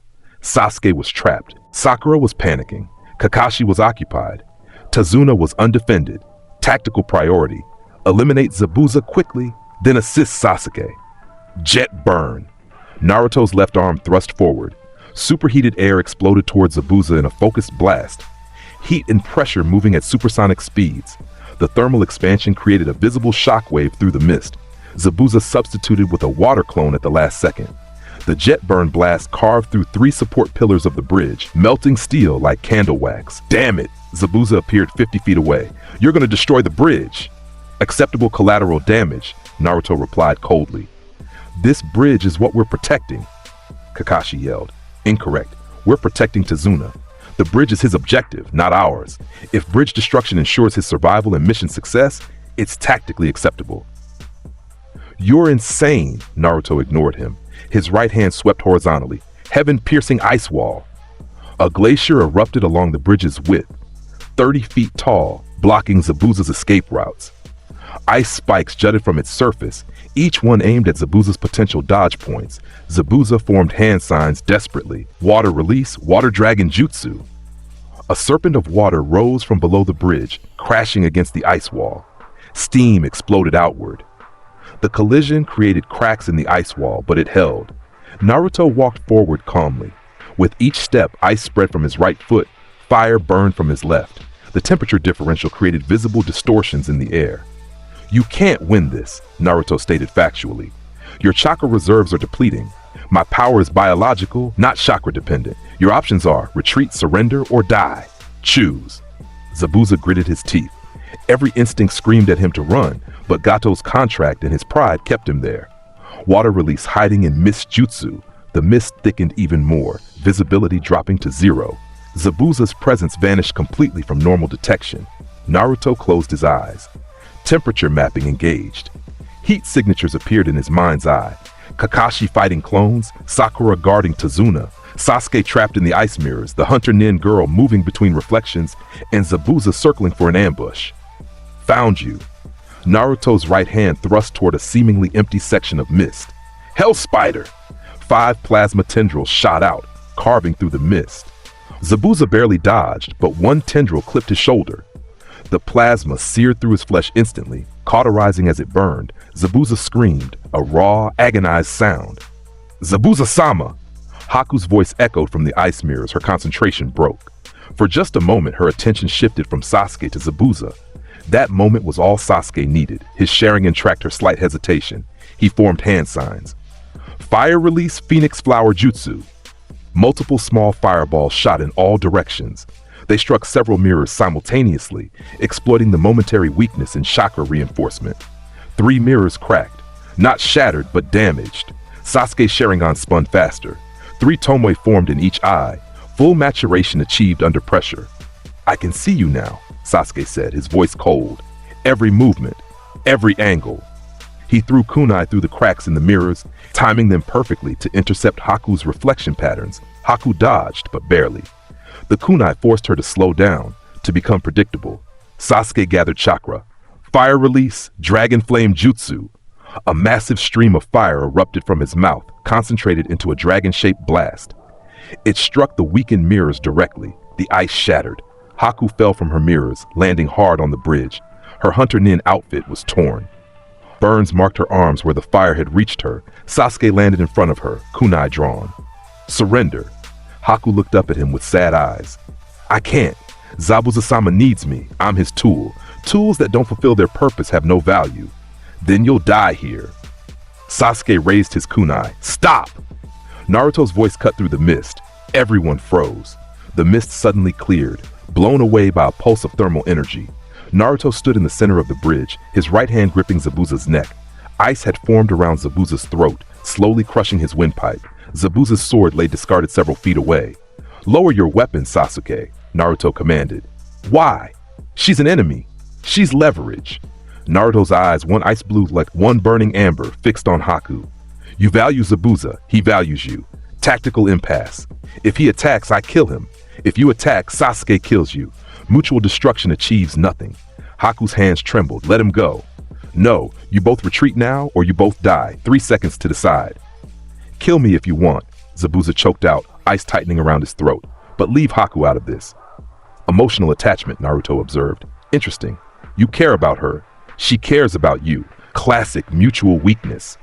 "She's not a weakness," Zabuza struggled. "She's precious to you." "Yes, which makes her a weakness. Emotions create vulnerabilities." "I don't have that problem." "You're wrong," Haku said quietly. "Emotions make us strong. Having someone to protect gives us purpose. Zabuza-sama saved my life. I'd die for him without hesitation." "Then you're both fools." Naruto released Zabuza, shoving him away. The ice around his throat shattered. Zabuza collapsed, gasping for air. "Leave," Naruto said coldly. "Report to Gato that the bridge is defended. Tell him to send his entire army if he wants to stop us. I'll eliminate them all with the same efficiency." Haku helped Zabuza to his feet. They retreated slowly, Zabuza leaning on Haku for support. Before they vanished into the remaining mist, Haku looked back at Naruto. "You say emotions are weakness, but you spared us. Why?" Naruto was silent for a moment. "Killing you achieves tactical disadvantage. Zabuza returns stronger, more desperate. Better to eliminate the threat permanently later when prepared. Strategic patience." But his left hand, the fire side, was trembling slightly. Something in Haku's words had resonated. Something he'd buried deep. Haku smiled sadly. "You're lying. You have emotions. You just hide them." They disappeared into the mist. Kakashi approached Naruto carefully. "Why did you let them go? We had them beaten." "Did we?" Naruto gestured to the bridge. Multiple support pillars were damaged from the fight. The ice wall had created structural instability. Continued combat would destroy the bridge. Mission objective: protect Tazuna and bridge completion. Killing them risks objective failure. That's surprisingly thoughtful. It's logical. But Kakashi saw something else in Naruto's eyes. A flicker of uncertainty, of doubt, of something almost human beneath the cold calculation. Maybe there was hope yet. That night, the team gathered at Tazuna's house. Tsunami prepared dinner while Inari watched from the stairs. "Today was close," Kakashi said. "Too close. We need to prepare for Gato's final assault. He'll bring his entire army." "How many?" Sasuke asked. "Intelligence suggests over 100 mercenaries, plus Zabuza and Haku. We'll be outnumbered 20-1. "Acceptable odds," Naruto said, eating rice with mechanical efficiency. "For you, maybe. But we need to protect the bridge, Tazuna, and the workers. We can't just blow everything up." "Tactical constraints noted." Naruto looked at Sasuke. "Your Sharingan matured today. 3 Tomoe. Prediction capability increased significantly. You'll handle anti-personnel defense." Sasuke bristled at being given orders by Naruto, but nodded. "Sakura, your chakra control exceeds our standards. Medical support and civilian protection are your priority." Sakura wanted to argue. She wanted to fight too, but she knew he was right. Her combat skills were minimal compared to Sasuke or Naruto. "Kakashi-sensei handles Zabuza. I'll handle Haku and mass enemy elimination." "You're not the team leader," Kakashi pointed out. "Correct, you are. Do you disagree with my tactical assessment?" Kakashi sighed. "No, it's sound. But we need coordination, communication, trust." "Then establish those parameters. I'll follow your commands when they're logical. And when they're not, I'll tell you." Inari suddenly stood on the stairs. "You're all going to die, just like my father, just like everyone who opposed Gato." Naruto looked at the boy. "Your father, Kaiza, wasn't it? He was executed because he lacked power. He had courage, he had heart, but no power to back it up. Courage without power is just a faster death." "Naruto," Tsunami began, tears in her eyes. "What?" "He's asking a question. I'm answering honestly." Naruto's gaze didn't leave Inari. "You're angry because heroes failed you. Your father died despite his heroism, so you decided heroes don't exist. You're partially correct. Partially? Heroes don't exist, but power does. People with overwhelming power who use it to protect others. That's not heroism. That's dominance applied constructively. What's the difference? Heroes inspire hope. Hope is fragile. Power inspires fear. Fear is reliable. Naruto stood. When Gato comes, I won't give speeches. I won't inspire courage. I'll just eliminate him and his entire army. That's not heroism. That's just superior force application. And that makes you better than heroes? It makes me effective. Naruto walked outside, leaving the family in stunned silence. Kakashi followed him onto the porch. That was harsh. It was honest. The kid needed comfort, not thermodynamics lectures. Comfort is temporary. Understanding is permanent. He needs to know that power matters more than intentions. You really believe that? Naruto looked at the stars, one eye reflecting cold light, the other burning with inner fire. I have to, because if emotions matter more than power, then I'm... He paused. Defective. Kakashi's expression softened. You're not defective, Naruto. You're just scared. Fear is an evolutionary response to perceived danger. I don't perceive social rejection as dangerous. Don't you? Naruto didn't answer, because the truth was complicated. He'd built walls of ice and fire around himself, literal and metaphorical. He'd convinced himself that emotions were inefficiency, that bonds were weakness, but Haku's words echoed in his mind. Having someone to protect gives us purpose. Did he have anyone? Kakashi was his teacher, but that was professional. Sasuke and Sakura were teammates, but he'd explicitly stated they were just assigned unit members. The villagers feared him. Children avoided him. Parents pulled their kids away when he passed. He was alone. By choice, he told himself. Because alone meant efficient, independent, uncompromised. But deep down, beneath the layers of ice and fire, a small voice whispered, lonely. You're just lonely. Naruto pushed the voice away. Emotions were inefficiency. He had a mission, power to refine, techniques to perfect, Hokage to become. Everything else was irrelevant. The final battle came 3 days later. Dawn broke over the bridge. Tazuna and his workers arrived early, determined to finish despite the danger. Team 7 took positions, Kakashi near the bridge entrance, Sasuke on high ground, Sakura with the civilians, Naruto at the center. The mist rolled in slowly. Unnatural. Chakra infused. They're coming, Naruto announced. Then the army appeared. Over 100 men, mercenaries, thugs, bandits, armed with swords, clubs, crossbows. They moved in a disorganized mob, but their numbers were overwhelming. Behind them walked Gato himself, short, greasy, wearing expensive clothes and surrounded by bodyguards. That's them? Gato's nasally voice carried across the bridge. 4 kids and a teacher? This is what's stopping my business? Zabuza and Haku appeared from the mist, both looking recovered but wary. I told you they're dangerous, Zabuza warned. Dangerous? They're children. Gato laughed. Kill them. All of them. I'm not paying you anymore, Zabuza. You failed too many times. Zabuza's eyes narrowed. What? You heard me. Contracts terminated. You and your little girlfriend can die here too for all I care. Men, kill everyone on this bridge. I'll find another bridge builder. The mercenary army roared and charged forward. Naruto stepped forward to meet them. Kakashi grabbed his arm. Wait! We need a plan. The plan is simple. Naruto's eyes, one ice blue, one burning amber, swept across the charging mob. I eliminate the army. You handle Zabuza if he interferes. That's the plan. There's over 100 of them. Numerical superiority is irrelevant against overwhelming force. Naruto walked forward calmly. With each step, the temperature around him fluctuated violently. His right side exhaled white mist. His left side glowed with inner fire. The mercenaries reached him, weapons raised, phosphor. The word was spoken quietly, but its effect was apocalyptic. Temperature around Naruto dropped to absolute zero in an expanding sphere. 20 feet, 30 feet, 50 feet. Molecular motion ceased. The charging mercenaries froze solid instantly, mid-stride, weapons raised, mouths open in silent screams. 40 men became ice statues in the span of 2 seconds. Then the heat came. Naruto's left side blazed. Fire erupted from his body in waves. Not flames that spread, but thermal radiation that cooked everything it touched. Temperature soared beyond anything normal fire release could achieve. The frozen mercenaries exploded. Ice sublimated directly to steam under the thermal shock. Cellular structures ruptured. Organic matter vaporized.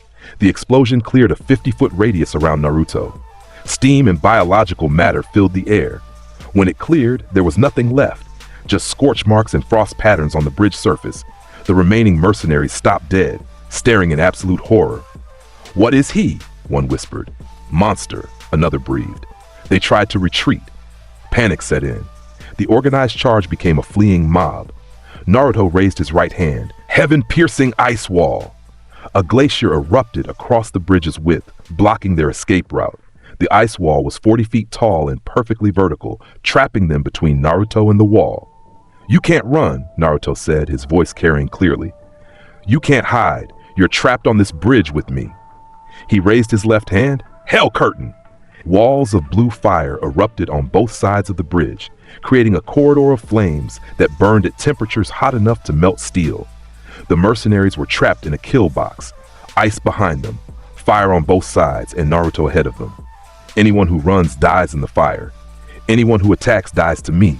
Your only option is surrender. Most of them dropped their weapons immediately. About 20 stubborn ones charged forward desperately. Hell Spider! 5 plasma tendrils shot from Naruto's left hand. They moved with whip-like precision, each one targeting a different mercenary. The tendrils didn't just burn, they sliced. Superheated plasma carved through flesh and bone like air. 20 men fell in 3 seconds. The rest collapsed to their knees, begging for mercy. Naruto walked past them without a glance, heading toward Gato. The crime boss was backing away, his bodyguards forming a protective circle. Kill him! Do your job! The bodyguards charged. 8 men, all with some taijutsu training, all desperate to earn their pay. Naruto didn't break stride. His right fist swung casually. Flash freeze. The first bodyguard's chest froze solid instantly. Not just surface skin, but deep tissue, organs, blood. The man collapsed, clinically dead before he hit the ground, left fist. Jet burn. The second bodyguard was hit by a concentrated burst of superheated air. The thermal expansion sent him flying backward 50 feet, crashing through the remaining ice wall. Unconscious at minimum, likely dead from the heat exposure, the remaining 6 bodyguards stopped, turned, and ran. Naruto reached Gato. The crime boss fell backward, scrambling away on his hands. "Please, I have money. I'll pay you anything. Name your price." Naruto looked down at him. "You exploited an entire country, bled them dry, executed civilians publicly, hired assassins to kill bridge builders and anyone who opposed you." His voice was flat. "Economic dominance through violence and fear. You built an empire on suffering." "Why, yes, I'm powerful. I'm important. You can't just... You're weak." Naruto's right hand gripped Gato's shoulder. Ice spread across his expensive clothes. "Power built on exploitation is hollow. You had no strength yourself, just money to hire strength. When your hired power failed, you had nothing. Please. Begging is inefficient. You're gonna die. Accept it." Gato's shoulder froze solid, then his chest, then his head. In 5 seconds, Gato became an ice statue, his expression of terror preserved perfectly. Naruto released him. The ice statue toppled, hitting the bridge and shattering into pieces. Silence fell across the bridge. The workers stared. The mercenaries trembled. Even Kakashi looked disturbed. Naruto turned to face the surviving mercenaries, about 60 men, all disarmed, all terrified. "Leave," Naruto commanded. "Return to your homes. Find honest work. If you remain criminals, if you hurt innocent people again, I'll remember your faces. I'll find you, and I'll kill you. Understand?" Frantic nodding, the mercenaries scrambled off the bridge, fleeing into the countryside. Zabuza stood with Haku, both watching Naruto with complicated expressions. "You kept your word," Zabuza said. "You eliminated the army. I complete my objectives.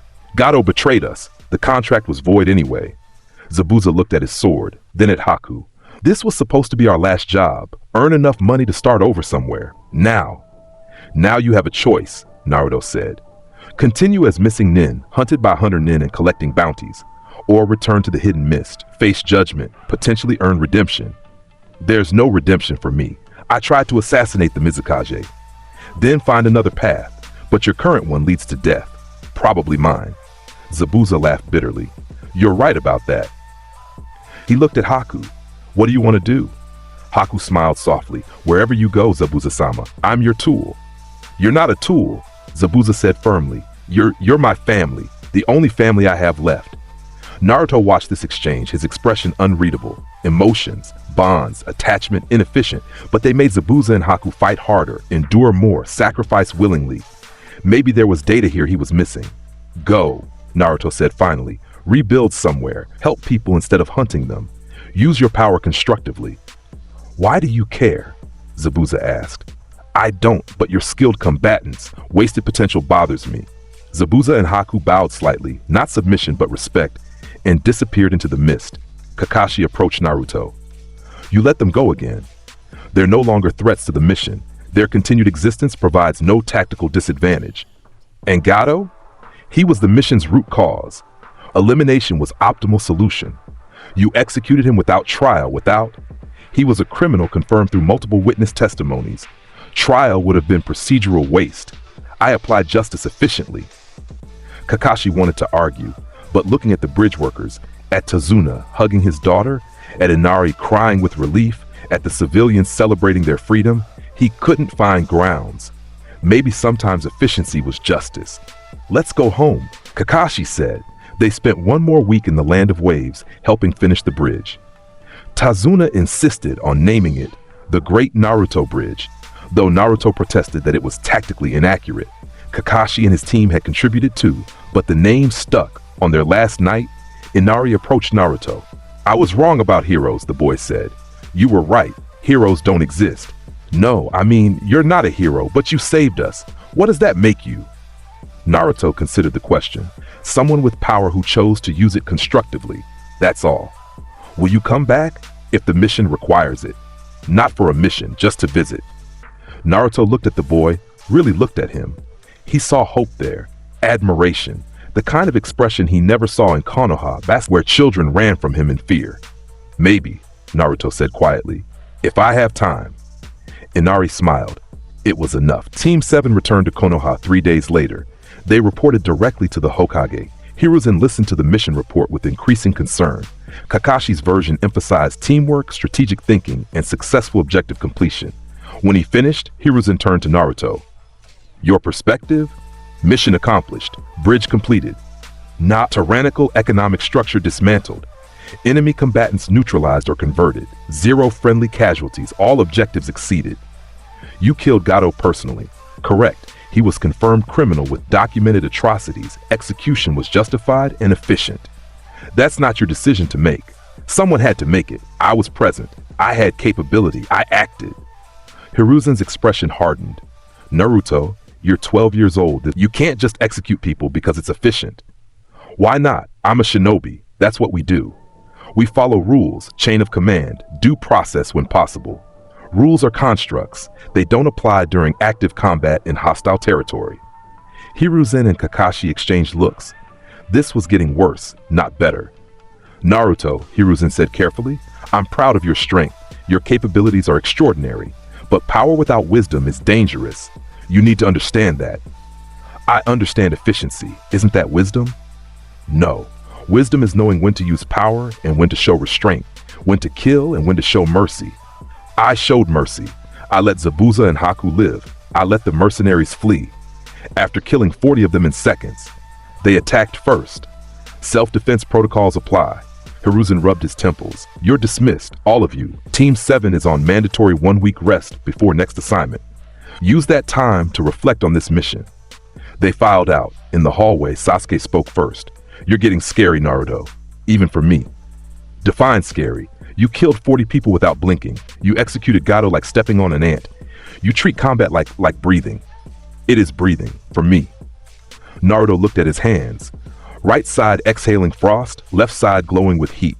This is what I am, a weapon designed to eliminate threats. That's my purpose. You're not a weapon, Sakura said quietly. You're a person. What's the difference? People have feelings, hopes, dreams, friends.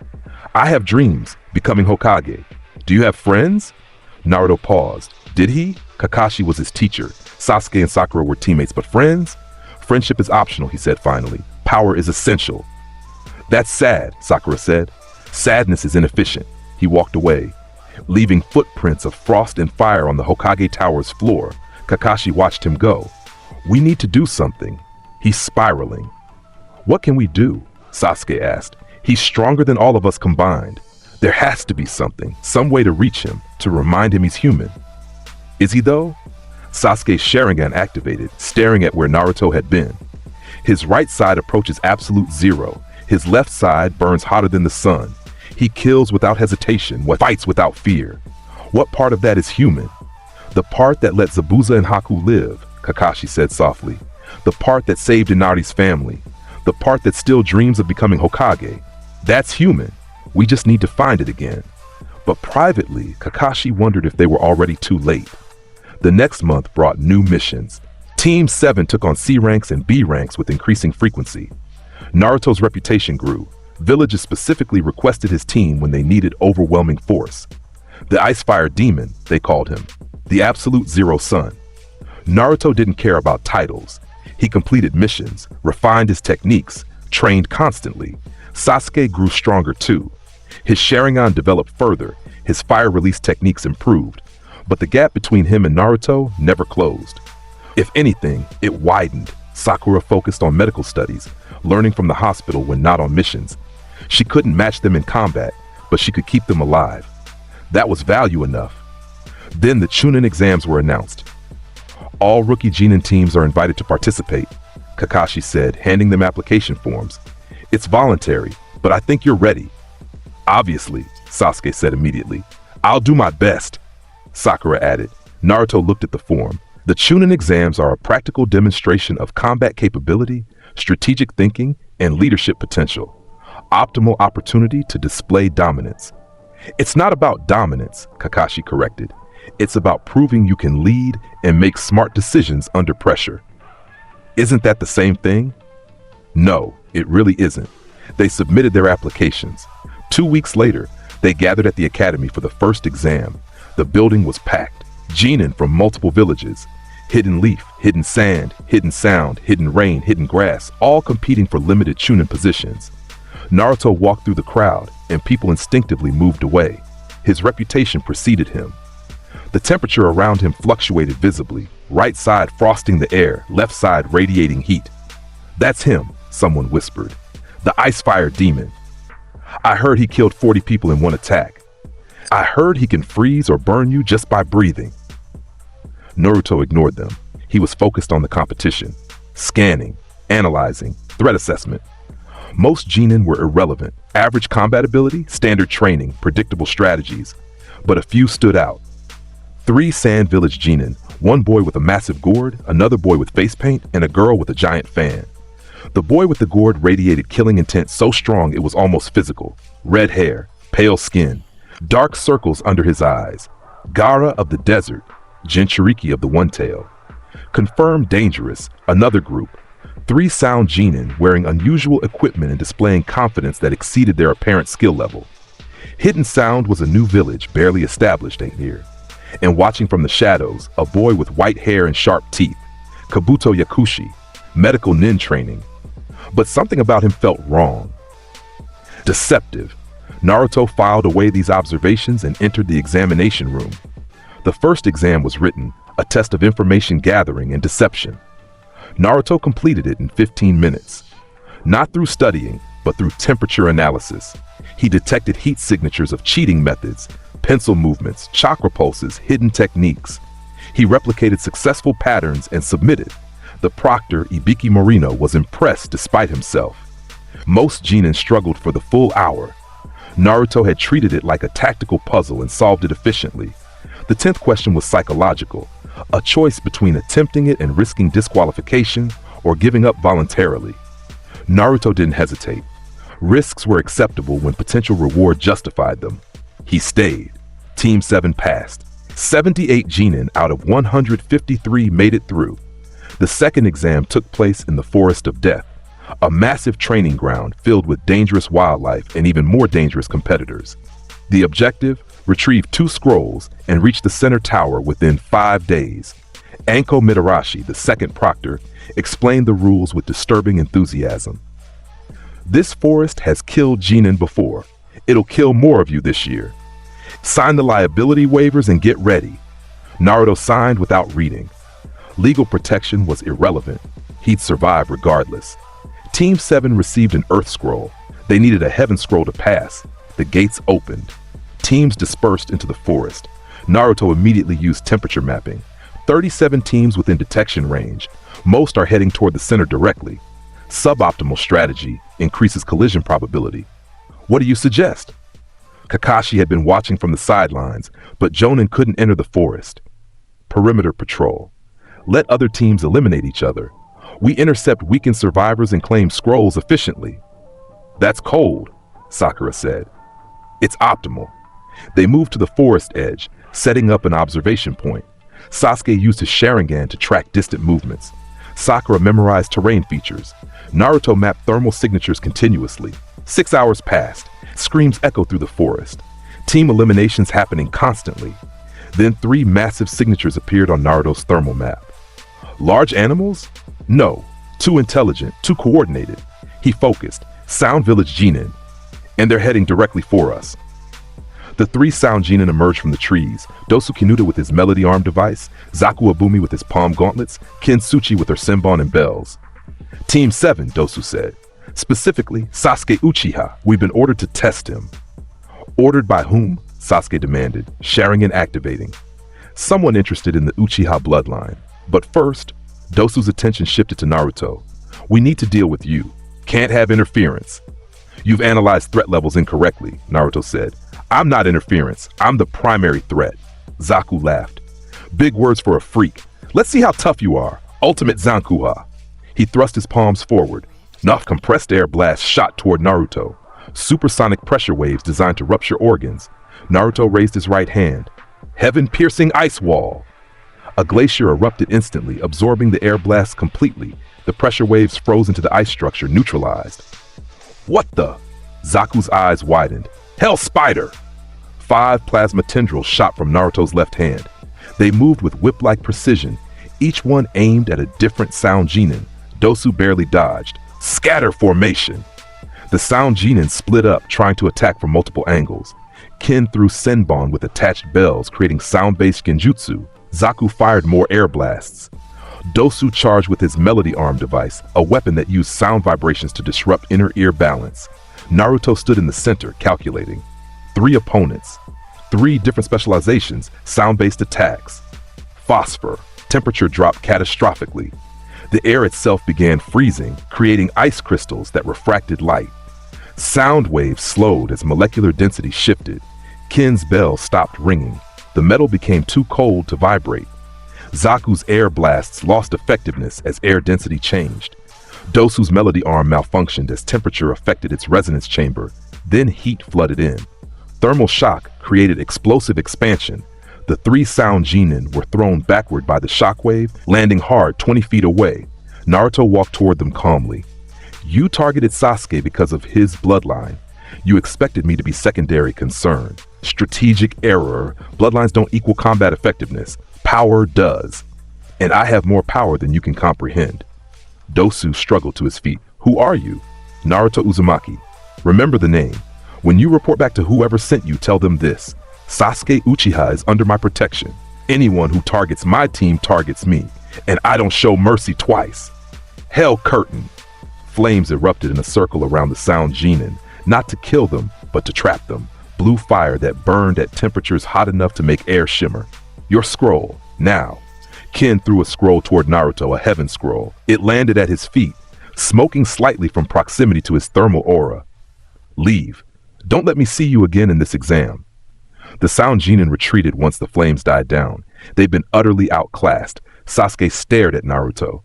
You said I was under your protection. You're my teammate. That's a resource worth protecting. That's it? Just resource management? Naruto didn't answer immediately. Was that it? Or was there more? He'd felt something when Dosu threatened Sasuke. Something that wasn't just tactical calculation. He pushed the thought away. We have both scrolls. We can proceed to the tower. They moved through the forest toward the center.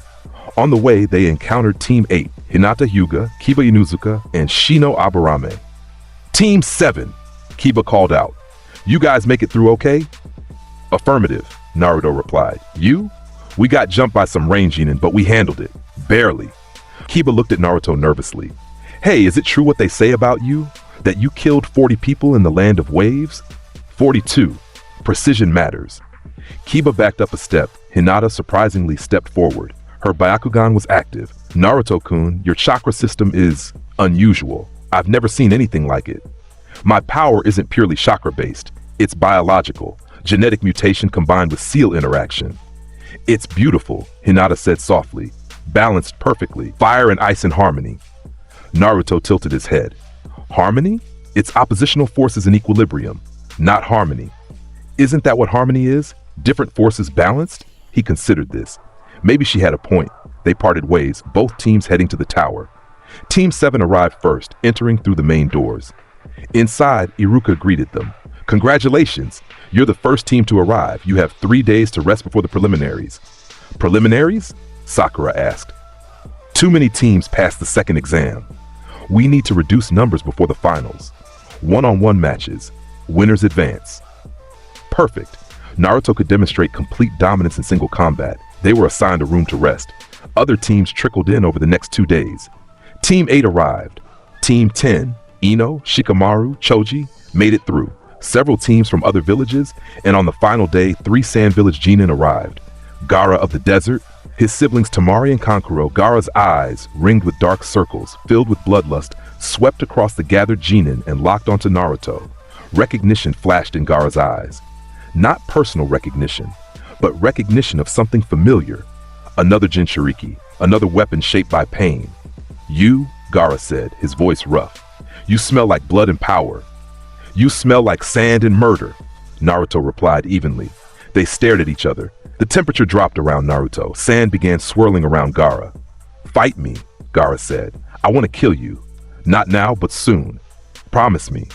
If we're matched in the preliminaries or finals, I'll eliminate you. Try. Gaara's smile was disturbing. My blood screams for yours. Temari grabbed Gaara's arm. Not here, Gaara. Wait for the matches. Reluctantly, Gaara turned away. But his eyes never left Naruto until they entered their assigned room. Kakashi appeared beside Naruto. That's Gaara of the desert. Jinchuriki of the one-tailed Shukaku.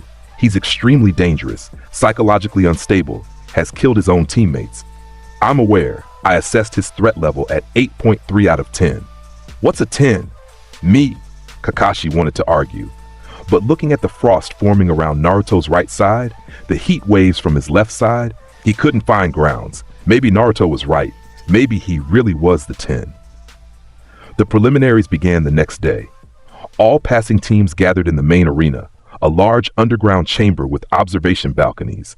Hayate Gecko, a sickly-looking Chunin, explained the rules. One-on-one matches. Fight until one opponent surrenders, is unconscious, or I call the match. Killing is prohibited. Naruto frowned. Prohibited? That reduces tactical options. It's not a real fight, Sasuke muttered. It's a demonstration. Then I'll demonstrate overwhelming force without lethal termination. The first match was displayed on the board. Sasuke Uchiha versus Yoroi Akado. Sasuke descended to the arena floor. Yoroi was a sound genin with chakra absorption techniques. Good matchup against most opponents, not against an Uchiha with a grudge. Sasuke's Sharingan tracked every movement. He dodged chakra absorption attempts, countered with taijutsu, and finished with fire release, Phoenix Flower Jutsu. Yoroi couldn't absorb fire. He went down hard. Winner, Sasuke Uchiha. Next match, Shino Aburame versus Zaku Abumi. Shino's insects infiltrated Zaku's air tubes, blocking them. When Zaku tried to use his ultimate Zankua, the pressure backfired. His arms exploded. Medical Nin carried him away. Winner, Shino Aburame. Match 3, Kankuro versus Masumi Tsurugi. Kankuro's puppet techniques destroyed Masumi quickly. Another sound genin eliminated. Then the board changed. Sakura Haruno versus Ino Yamanaka. Both girls descended. They were childhood friends turned rivals, both competing for Sasuke's attention. The fight was emotional, technical, and close. Sakura's chakra control showed. Ino's mind transfer technique nearly won, but both collapsed from exhaustion simultaneously, double knockout. Both eliminated. Sakura looked devastated as Medical Nin helped her off the floor. Naruto watched without expression, but something tightened in his chest. His teammate had given everything and lost. That was unfortunate. Was he feeling empathy? Impossible. Empathy was inefficient, but his left side glowed slightly brighter as he watched her carried away. More matches followed. Temari defeated Tenten. Shikamaru barely beat Kintsuchi through tactical superiority. Then the board showed Naruto Uzumaki versus Kiba Inuzuka. Kiba went pale. Oh no, not him. Forfeit if you want, Hayate offered. I can't.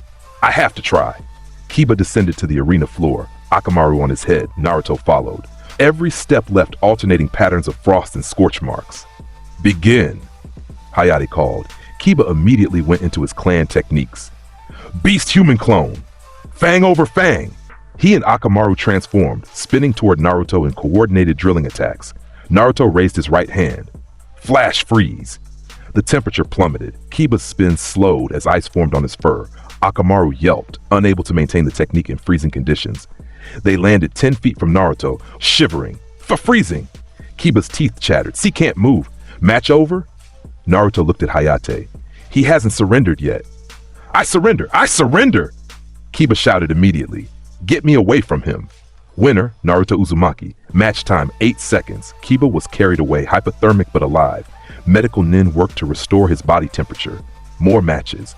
Hinata fought Neji, a tragic clan battle where Neji, bitter about his branch family status, nearly killed Hinata. Naruto watched with narrowed eyes.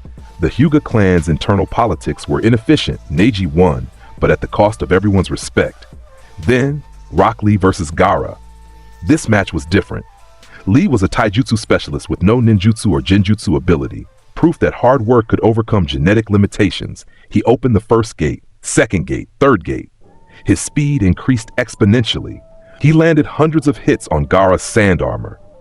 Then Lee opened the fifth gate, a dangerous technique for someone so young. He launched Gaara into the air with primary lotus, wrapped him in bandages, and pile drove him into the ground. The impact cracked the arena floor. When the dust cleared, Gaara was unharmed. His sand had cushioned everything. But Lee had pushed his body beyond its limits. Gaara's sand caught Lee, crushing his arm and leg. "Your hard work is meaningless. I am absolute defense. You cannot win." Lee collapsed, his body shattered. Naruto watched this with calculating eyes. Gaara's sand was automatic defense, fast enough to block anything Lee could throw. That was impressive. But defense had limits. Overwhelming offense could break anything. Winner, Gaara of the desert. Medical nin rushed to save Lee. His injuries were severe, career-ending potentially. More matches finished quickly. Then the final match, Choji versus Dosu. Dosu won efficiently. The preliminaries were complete. 9 winners would advance to the finals, to be held 1 month later in front of audiences from multiple nations. The finals matchups were revealed. Match 1, Naruto Uzumaki versus Neji Hyuga. Match 2, Sasuke Uchiha versus Gaara. Match 3, Kankuro versus Shino Aburame. Match 4, Tamari versus Shikamaru Nara.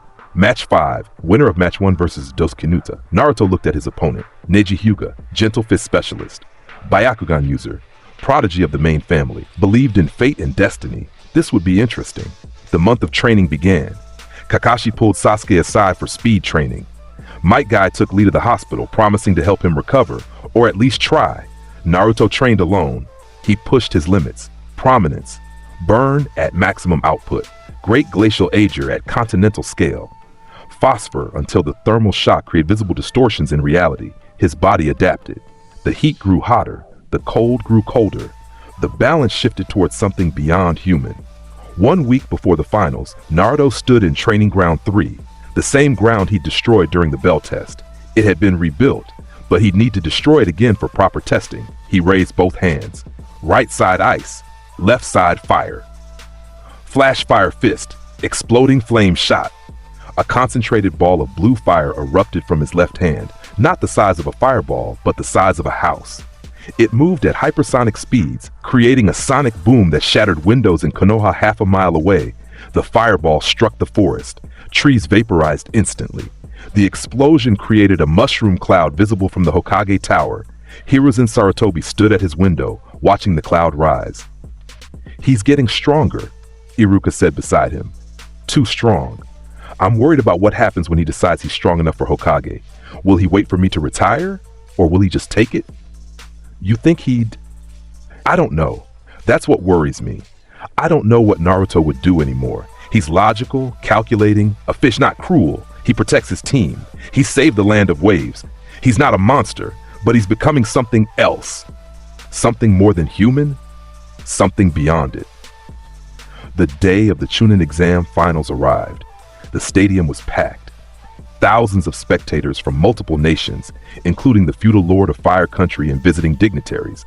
The Kazekage sat beside Hiruzen in the Kage's box, both leaders watching the arena floor. The 9 finalists assembled: Naruto, Sasuke, Neji, Gaara, Kankuro, Shinori, Shikamaru, Dosu. Sasuke was noticeably late. Kakashi had taken him somewhere for last-minute training. The match order was adjusted. Match 1, Naruto Uzumaki versus Neji Hyuga. They descended to the arena floor. Neji's Byakugan activated immediately, veins bulging around his eyes. Naruto Uzumaki, the demon of Konoha, born with power you didn't earn. Neji's voice was bitter. You proved that fate is absolute. You were born strong. I was born into the branch family. Destiny determined our paths before we could choose. Fate is an excuse, Naruto replied coldly. You're bitter because your father died protecting the main family. You blame destiny instead of the decision makers who enforce the system. You don't understand. I understand perfectly. You were dealt a bad situation. Instead of changing it, you accepted it and blamed fate. That's weakness. Neji's expression hardened. I'll show you weakness. Begin, Hayate called. Neji charged immediately. 8 trigrams, 64 palms. His hands blurred, striking at Naruto's chakra points with precision. The gentle fist technique was designed to seal chakra and disable opponents. Naruto didn't dodge. He let the first 2 strikes land. Neji's hands hit and immediately froze. Ice formed across his fingers, climbing toward his wrists. What? Neji jumped back, shaking his hands desperately. The ice shattered, but his fingers were numb from frostbite. My power isn't chakra-based, Naruto explained. It's biological, cellular. You can't seal my tenketsu because my power doesn't flow through them. It radiates from every cell in my body. He raised his right hand. Heaven-piercing ice wall! A glacier erupted between them, 30 feet tall and 50 feet wide. The ice was crystal clear, refracting light into rainbows across the arena. Neji's Byakugan allowed him to see through it. He could detect Naruto's position behind the ice. He circled, looking for an angle of attack. Naruto didn't wait. His left hand touched the glacier. Hell Spider! 5 plasma tendrils erupted from his fingertips, carving through the ice from the inside. The tendrils shot toward Neji like spears, moving faster than gentle fists could deflect. Neji spun. 8 trigrams palms revolving heaven. A sphere of spinning chakra formed around him, the Hyuga clan's ultimate defense. The plasma tendrils hit the sphere and deflected, carving new trenches in the arena floor. Impressive, Naruto acknowledged. But defensive techniques have limits. You're rotating chakra to create a barrier. That requires continuous output. Your reserves will deplete. Before that happens, I'll strike you down. Neji deactivated his revolving heaven and charged. 8 trigrams, 128 palms. He moved with incredible speed, hands striking at twice the rate of his previous attack. This time, he aimed for Naruto's vital organs, not his chakra points. Naruto blocked with his right arm. Ice formed instantly at each impact point, absorbing the strikes. Then his left arm countered, each punch trailing flames that forced Neji to dodge instead of block. They exchanged blows for 30 seconds. Neji's gentle fist is Naruto's thermal manipulation. Speed versus power, precision versus overwhelming force. Then Naruto stopped holding back. Jet burn! His left fist punched forward. The thermal expansion created a shockwave of superheated air that moved faster than Neji could react. The blast hit Neji's center mass. He was thrown backwards 60 feet, crashing into the arena wall. His clothes were singed. His skin showed first-degree burns. Neji struggled to his feet. His Byakugan was still active, still analyzing, desperately searching for a weakness. He found none. You can't win this, Naruto said, walking forward calmly. Your gentle fist requires physical contact. My thermal aura makes contact dangerous for you. Your revolving heaven requires chakra. I have unlimited biological power. Your Byakugan shows you my movements, but you're not fast enough to capitalize. Tactically, you've lost. I won't surrender. Neji charged again, determination overriding logic. Phosphor. The temperature plummeted, then spiked. Thermal shock created an explosion centered on Naruto. The shockwave expanded outward in a sphere, hitting Neji with the force of an industrial press. Neji collapsed, unconscious before he hit the ground. Winner, Naruto Uzumaki. The crowd erupted in applause. Medical nin rushed to treat Neji. Naruto returned to the observation area without ceremony. That was ruthless, Shikamaru observed. That was optimal, Naruto replied. He refused to surrender. I ended it efficiently. You could have knocked him out without the thermal shock explosion. Could have. Chose not to. Impact matters. The other fighters need to understand what they're facing. And they did. Gaara's sand swirled faster around him, agitated. Tamari gripped her fan tighter. Even Kankuro looked nervous. Match 2 was supposed to be Sasuke versus Gaara, But Sasuke still hadn't arrived. We'll postpone that match, Hayate announced, moving to match 3, Kankuro versus Shino Aburame. But Kankuro forfeited immediately. I'm not fighting after seeing that. He gestured to where Naruto stood. If I make it to face him, I'm just dead. Match 4, Temari versus Shikamaru Nara. This match was tactical brilliance. Shikamaru used his shadow possession techniques with incredible strategic thinking, eventually forcing Temari into a position where she couldn't escape. Then he forfeited. Too troublesome to fight in the next round. I'm out of chakra anyway. The crowd was confused. Temari was furious. But Shikamaru had proven his strategic mind, which was the point. Finally, Sasuke arrived with Kakashi. He was different, faster, stronger, with a new technique crackling with lightning. Match 5, Sasuke Uchiha versus Gaara. This was the match everyone waited for. Uchiha Prodigy versus the Sand Village's ultimate weapon. Gaara's sand moved automatically, protecting him from every attack. Sasuke's speed was incredible. He'd learned a technique called Chidori, a lightning blade that could pierce anything. But Gaara had layers of defense. Sand armor, sand shield, automatic protection from Shukaku's influence. Sasuke pushed harder. He went faster. His Sharingan tracked every grain of sand. He found openings, exploited weaknesses. Then Gaara transformed partially. Sand covered half his body, forming a monstrous arm. His face became more animalistic. Shukaku was emerging. Blood! Gaara screamed. I need blood! Mother needs blood! He launched a massive sand wave at Sasuke. Sasuke dodged with pure speed, appearing behind Gaara with Chidori active. The lightning blade pierced through Gaara's sand armor. First blood, Gaara screamed, not in pain, but in ecstasy. Yes! Blood, finally! Then something went wrong. The Kazekage in the Kage's box made a signal. Sound genin throughout the stadium activated. Genjutsu spread across the audience. Most spectators collapsed, unconscious. Explosions rocked the village. Smoke rose from multiple districts. An invasion. Sound Village and Sand Village attacking Konoha together. What? Hiruzen stood, but the Kazekage grabbed him. They vanished in a swirl of leaves, teleporting to a rooftop. The Kazekage removed his hat and face, revealing Orochimaru underneath. Hello, Sensei. Time to finish what I started. In the arena, chaos erupted. Sound Ninja poured in. Sand Ninja dropped their cover. Civilians fled, screaming. Gaara stood in the center, his transformation accelerating. Kill everyone. Mother demands blood. Kakashi appeared beside Team 7. Sasuke. Follow Gaara. Don't let him fully transform in the village. Naruto. Already moving. Naruto was gone.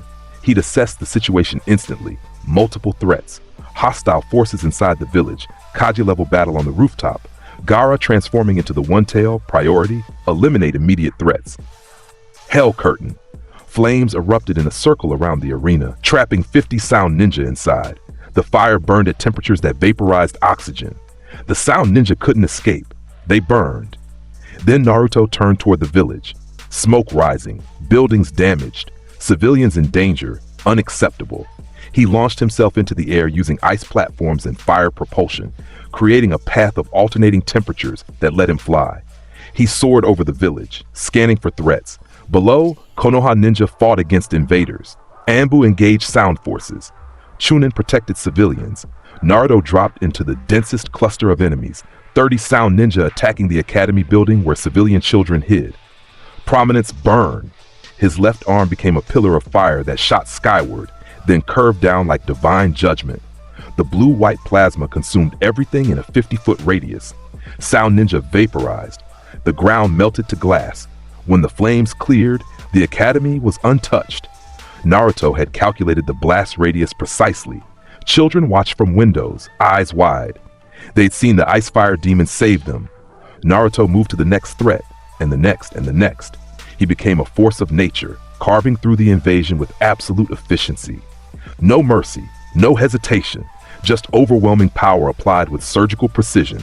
Meanwhile, on the rooftop, Hiruzen fought Orochimaru and his 2 summoned Hokages, first and second, resurrected through forbidden jutsu.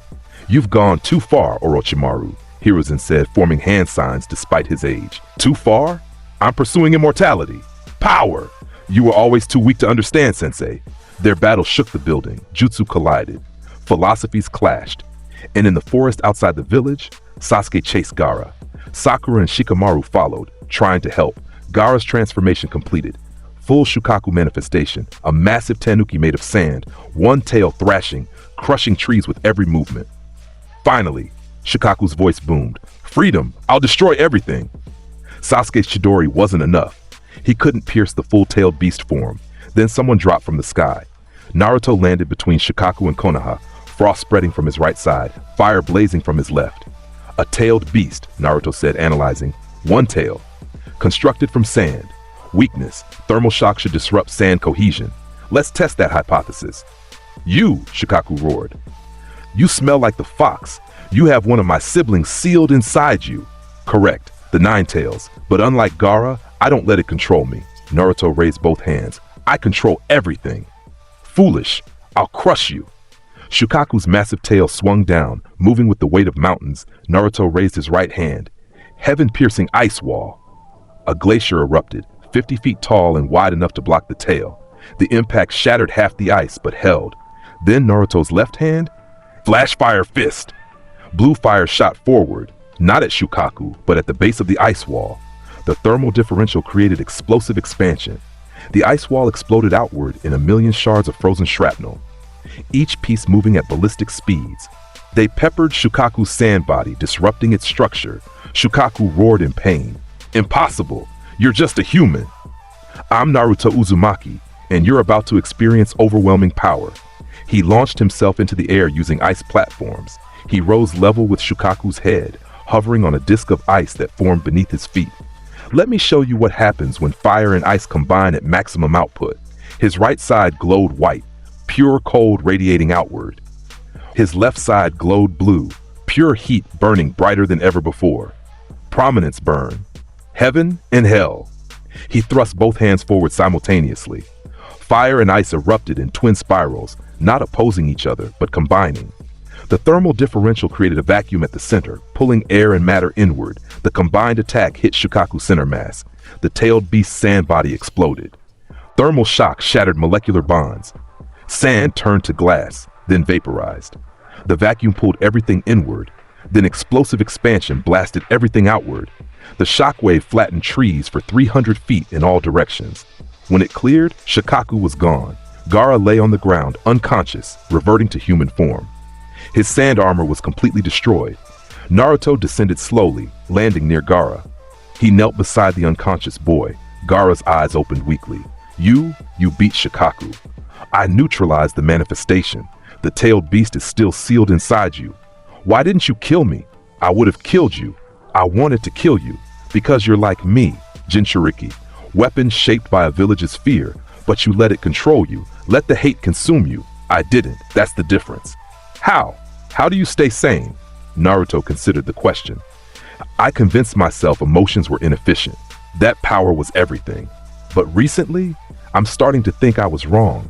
Having people to protect, bonds to maintain, maybe that's not weakness. Maybe that's what gives power purpose. Gaara's eyes closed. Purpose. Temari and Kankuro arrived, rushing to their brother's side. They looked at Naruto with fear and gratitude. Thank you, Temari said quietly, for not killing him. Naruto nodded and turned back toward the village. The invasion was still ongoing. He had work to do. The invasion ended by nightfall. Orochimaru had fled after Hiruzen sealed his arms with the Reaper Death Seal, a forbidden technique that cost the third Hokage his life. Hiruzen Sarutobi died protecting the village he loved. Naruto stood at the memorial service, watching Konoha mourn. Thousands gathered to honor the third Hokage. The Will of Fire speech was repeated. Unity, sacrifice, protection. He felt something. Not quite grief. He'd never been close to Hiruzen, but respect. The old man had died for his people, had sacrificed everything for Konoha's survival. That was power used correctly, not for protection. Maybe emotions weren't completely inefficient. After the service, Jiraiya of the Sannin appeared. Tall, white-haired, wearing red clothes and a forehead protector with oil written on it. Naruto Uzumaki, Jiraiya said, your father's son. I've been away too long. You're the Toad Sage, Minato's teacher. Why are you here? To help find the next Hokage. And, Jiraiya looked at him seriously, to train you if you'll have me. Train me? Why would I need training? Because you're powerful, kid, but you're not complete. You've got fire and ice, but you're missing the most important element, which is heart. Jiraiya tapped Naruto's chest. Power without heart is just destruction. But power with heart, that's what makes a Hokage. Naruto was silent. He thought of Gaara, consumed by hate, of Neji, trapped by bitterness, of Haku and Zabuza, who only found purpose through each other. Maybe Jiraiya had a point. What kind of training? Naruto asked. The kind that'll make you stronger. But more importantly, the kind that'll help you understand what strength really means. Naruto looked at his hands, right side frosting the air, left side glowing with heat, absolute power, biological perfection, thermal dominance. But was it enough? Was power alone sufficient to become Hokage? He thought of the villagers he'd saved during the invasion, the children at the academy, Team 7, even Kakashi, they were people. Resources, yes, but also something more. I'll train with you, Naruto decided, but I'm not changing who I am. I'm not asking you to. I'm asking you to become more than you are. They shook hands. Jiraiya's hand flinched slightly from the temperature differential, but he held firm. We leave tomorrow, Jiraiya said. Pack for 3 years. I'm taking you to learn from the best and the worst this world has to offer. 3 years? Yep, when you come back, you'll be ready. Not just for Chunin, not just for Jonin, but for Hokage. Naruto nodded. 3 years. Time to refine his power. Time to understand what Jiraiya meant by heart. He looked back at the village. His village, despite everything. The place that feared him. The place he'd sworn to protect. Maybe emotions weren't inefficient after all. Maybe they were the most efficient thing of all. That night, Naruto stood on the Hokage monument, looking out over Konoha. Smoke still rose from damaged districts. Repair crews worked through the night. Life continued despite the losses. Kakashi appeared beside him. Big day tomorrow. You heard? Jiraiya's not subtle. 3 years, huh? That's a long time. Optimal training duration for significant power growth and tactical refinement. Kakashi smiled under his mask. You're still talking like that, but I noticed something today. During the invasion, you saved civilians first. Not the tactically optimal choice. Taking out enemy commanders would have ended the battle faster. Civilian casualties reduce village population, which weakens long-term strategic position. Or you cared about them. Naruto didn't respond immediately. Then, maybe both. That's progress. They stood in silence, watching the village breathe. Kakashi-sensei, Naruto said quietly, when I come back, I'll be stronger. Strong enough to become Hokage, strong enough to protect everyone. But I need to know something. What? Will that be enough? Power? Or does Jiraiya have a point about heart? Kakashi thought carefully before answering. Your father Minato was incredibly powerful, one of the strongest shinobi in history. But what made him Hokage wasn't his power, it was his heart. His willingness to sacrifice everything, including you, for the village's survival. That's what made him great. He sealed the 9 tails inside me, gave me this power, made me a weapon. He made you his son, gave you a chance to be more than a weapon, to choose your own path. Naruto looked at his hands again. Fire and ice, destruction and preservation. What if my path is still dominance, just directed differently? Then you'll be a different kind of Hokage than your father. But maybe that's what this era needs. Someone who has overwhelming power, but chooses to use it for protection. That's not weakness, that's strength controlled. Strength controlled, Naruto repeated. I like that. He stood. I'll see you in 3 years, Kakashi-sensei. When I return, Team 7 reassembles, and we'll be unstoppable. We're already unstoppable, you'll just be more so. Naruto smiled, a genuine smile, small but real. Accurate assessment. He turned to leave, then paused. Thank you for not giving up on me, for treating me like a person, not just a weapon. That's what teachers do. Naruto vanished in a swirl of thermal distortion, ice and fire marking his path. Kakashi stood alone on the monument, looking at the village. Minao-sensei, your son is terrifying. But I think he'll be okay. He's finding his heart.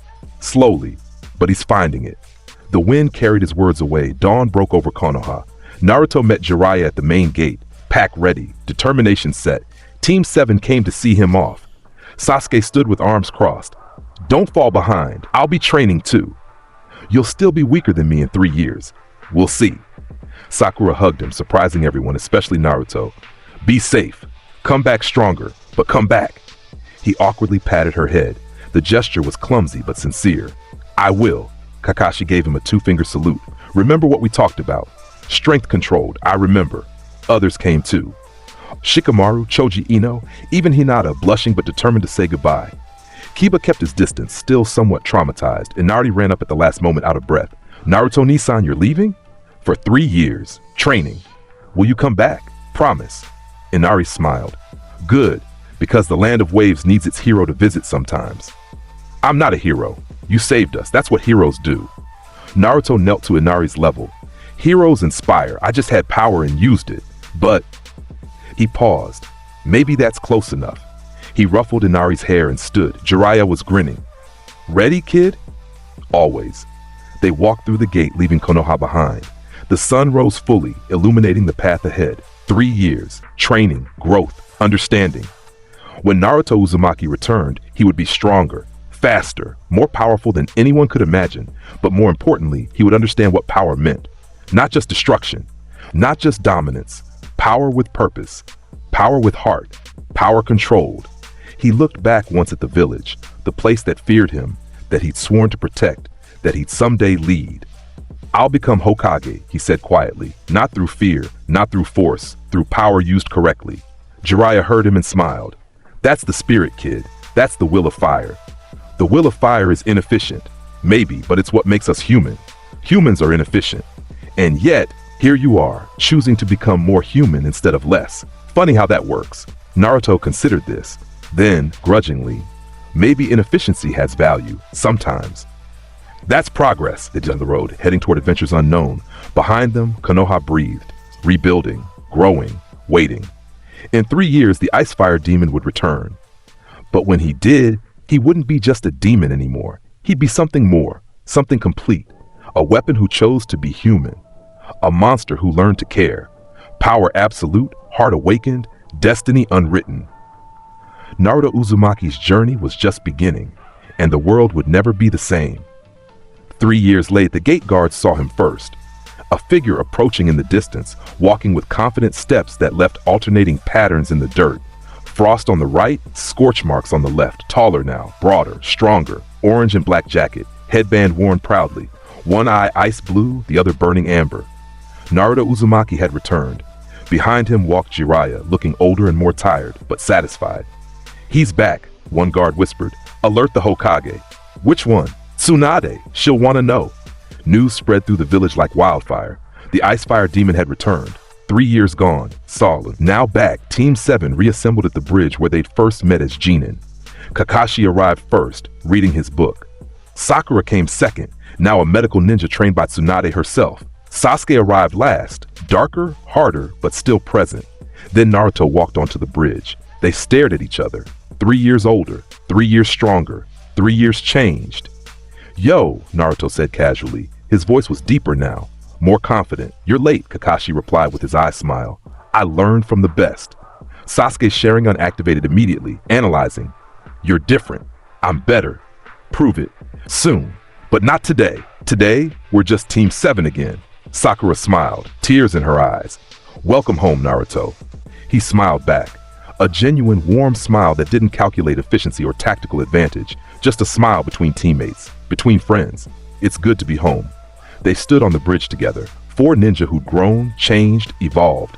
And somewhere in the distance, thunder rumbled. The Akatsuki were moving. The Chunin Exams Part 2 approached. The world was changing. But Team 7 was ready. Because they had something more than individual power now. They had each other. And that made all the difference. The next morning, Team 7 received their first mission together in 3 years. Tsunade sat behind the Hokage's desk, looking older but fiercer. Her assistant Shizune stood beside her with mission scrolls. The office felt smaller now, or maybe Naruto had just grown larger. Welcome back, Tsunade said, studying him. Jiraiya's reports were concerning. Concerning how? Naruto asked. You destroyed 3 mountains during training, froze an entire lake solid, created a localized ice age that lasted 2 weeks. She leaned forward. You're not just strong anymore, Naruto. You're a natural disaster with a headband. Accurate assessment. That's what worries me. Tsunade pulled out a scroll. But we need that power. The Akatsuki have been moving. They're hunting Jinchuriki. Gaara was attacked 2 weeks ago. Naruto's expression didn't change, but the temperature in the room dropped 5 degrees. Status? Alive. Barely. They extracted the one tail, but a team managed to revive him. He's recovering in the sand village. Tsunade's eyes were hard. They'll come for you eventually. The 9 tails is their ultimate target. Let them come. That's not bravado talking, is it? Kakashi asked quietly. No, I've spent 3 years preparing. Jiraiya taught me about the Akatsuki, their members, their techniques, their objectives. Naruto's eyes, one ice blue, one burning amber, fixed on Tsunade. They want the 9 tails? They can try to take it. I'll show them what happens when thermal warfare meets organized crime. Sasuke's Sharingan was active, spinning. You've gotten stronger. I can see it in your chakra flow. Or not flow. Your power still doesn't move like normal chakra. It doesn't need to. Naruto raised his right hand. Ice crystals formed in the air, spinning slowly. Then his left hand. Small flames danced across his palm, burning without fuel. Jiraiya helped me push past previous limits. My right side can now reach absolute zero. True absolute zero, where molecular motion completely stops. My left side burns hotter than stellar cores. I've achieved thermal perfection. Show off. Sakura muttered, but she was smiling. Tsunade cleared her throat. Your first mission, intelligence gathering.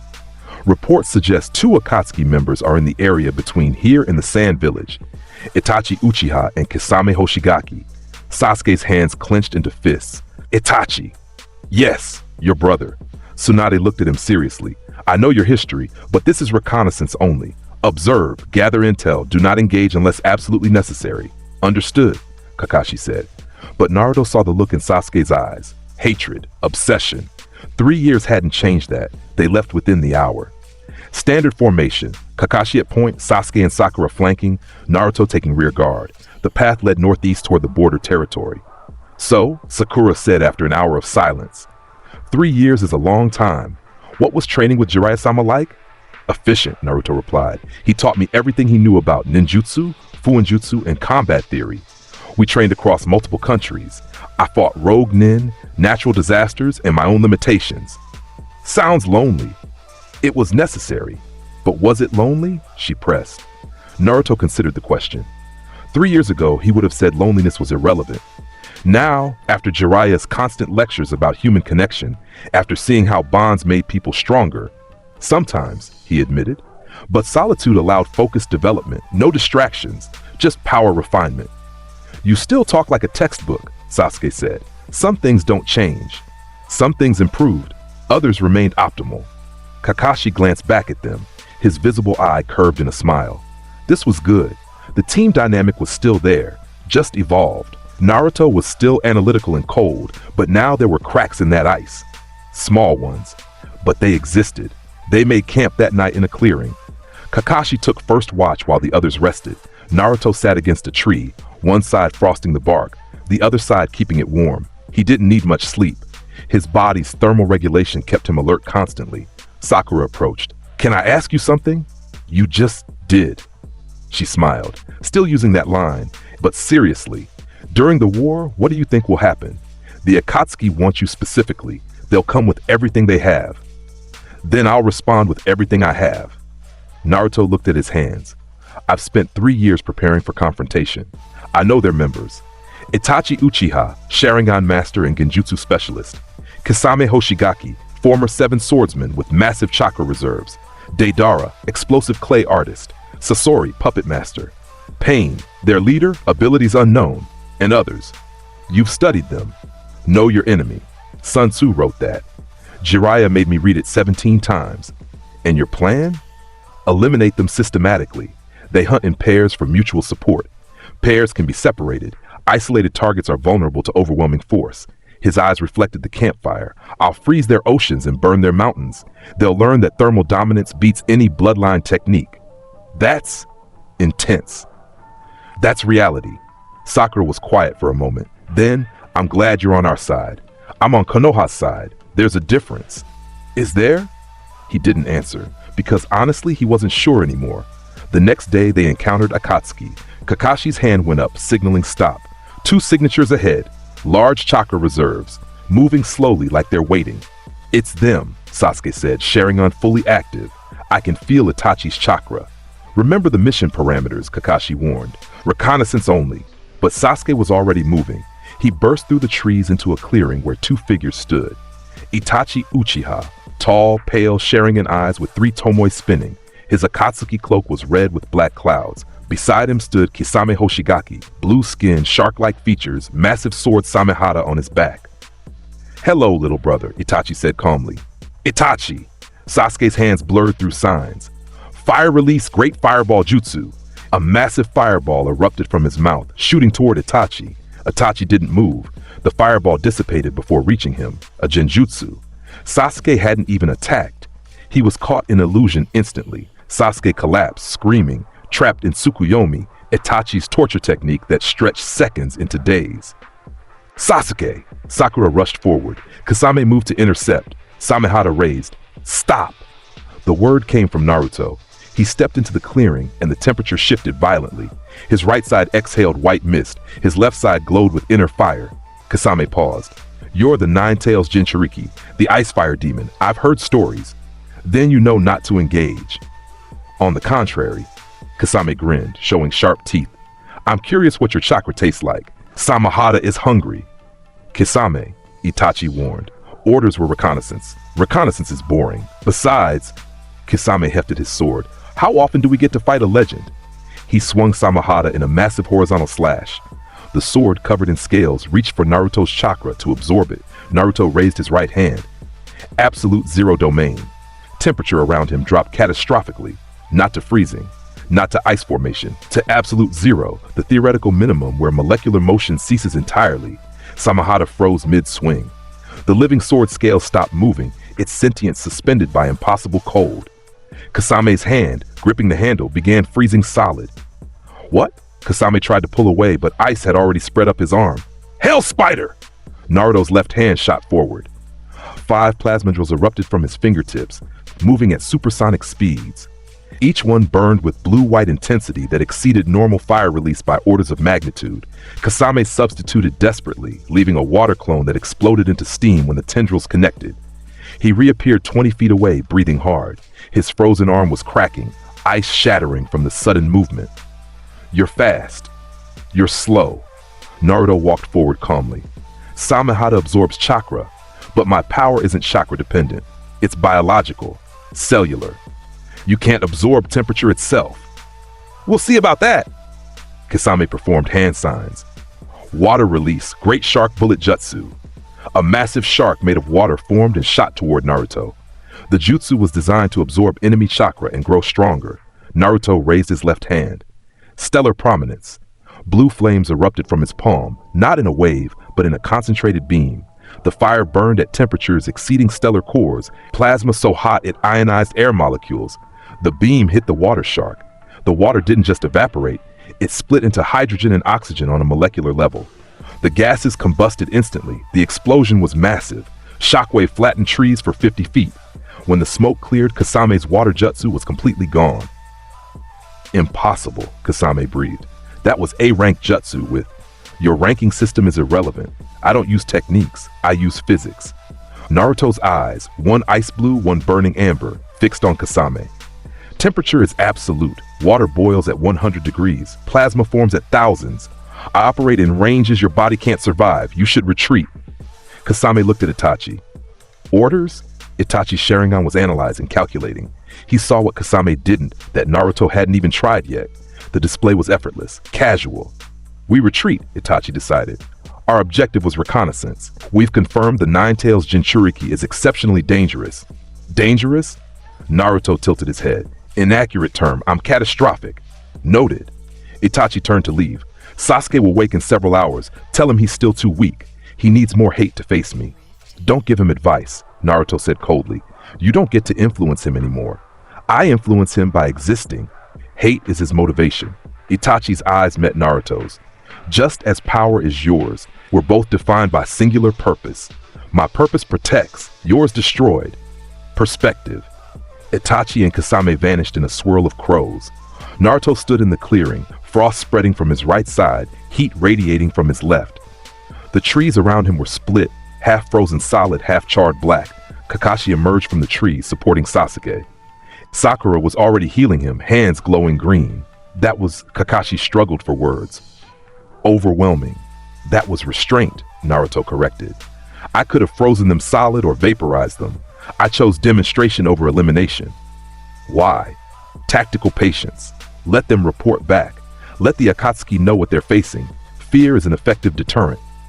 Or it makes them come at you with everything they have. Then I'll respond accordingly. Naruto knelt beside Sasuke.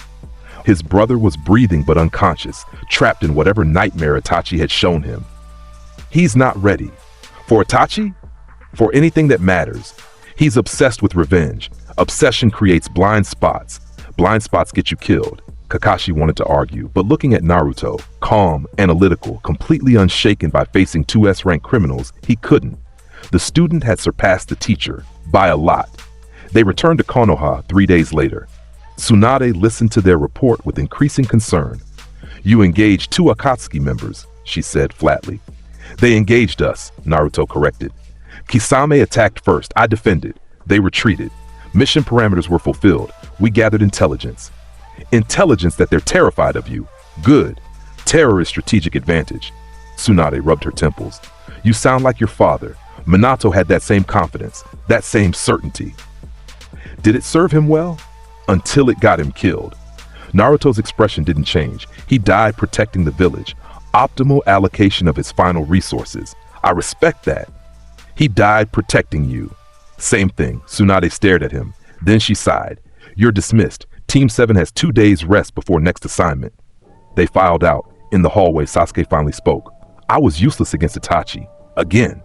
You were unprepared, Naruto said. Itachi's Sharingan is superior to yours. His Genjutsu is Kage level. Your fire release is adequate but not exceptional. You need tactical advantages to compensate. I need power. Power without strategy is just noise, says the person with infinite power. Naruto stopped walking. I have advantages. You have potential, different variables. Work with what you have. What I have isn't enough. Then acquire more, but don't throw your life away pursuing revenge blindly. Hate is fuel, not direction. Sasuke looked at him sharply. You don't understand. He killed our entire clan. My parents. Everyone. I understand tactical decisions. Itachi chose elimination over alternatives. He had reasons. Whether those reasons justify genocide is irrelevant to your survival. Naruto's eyes held no sympathy. If you face him now, you'll die. That's mathematical certainty. Accept it and improve, or ignore it and die. Your choice.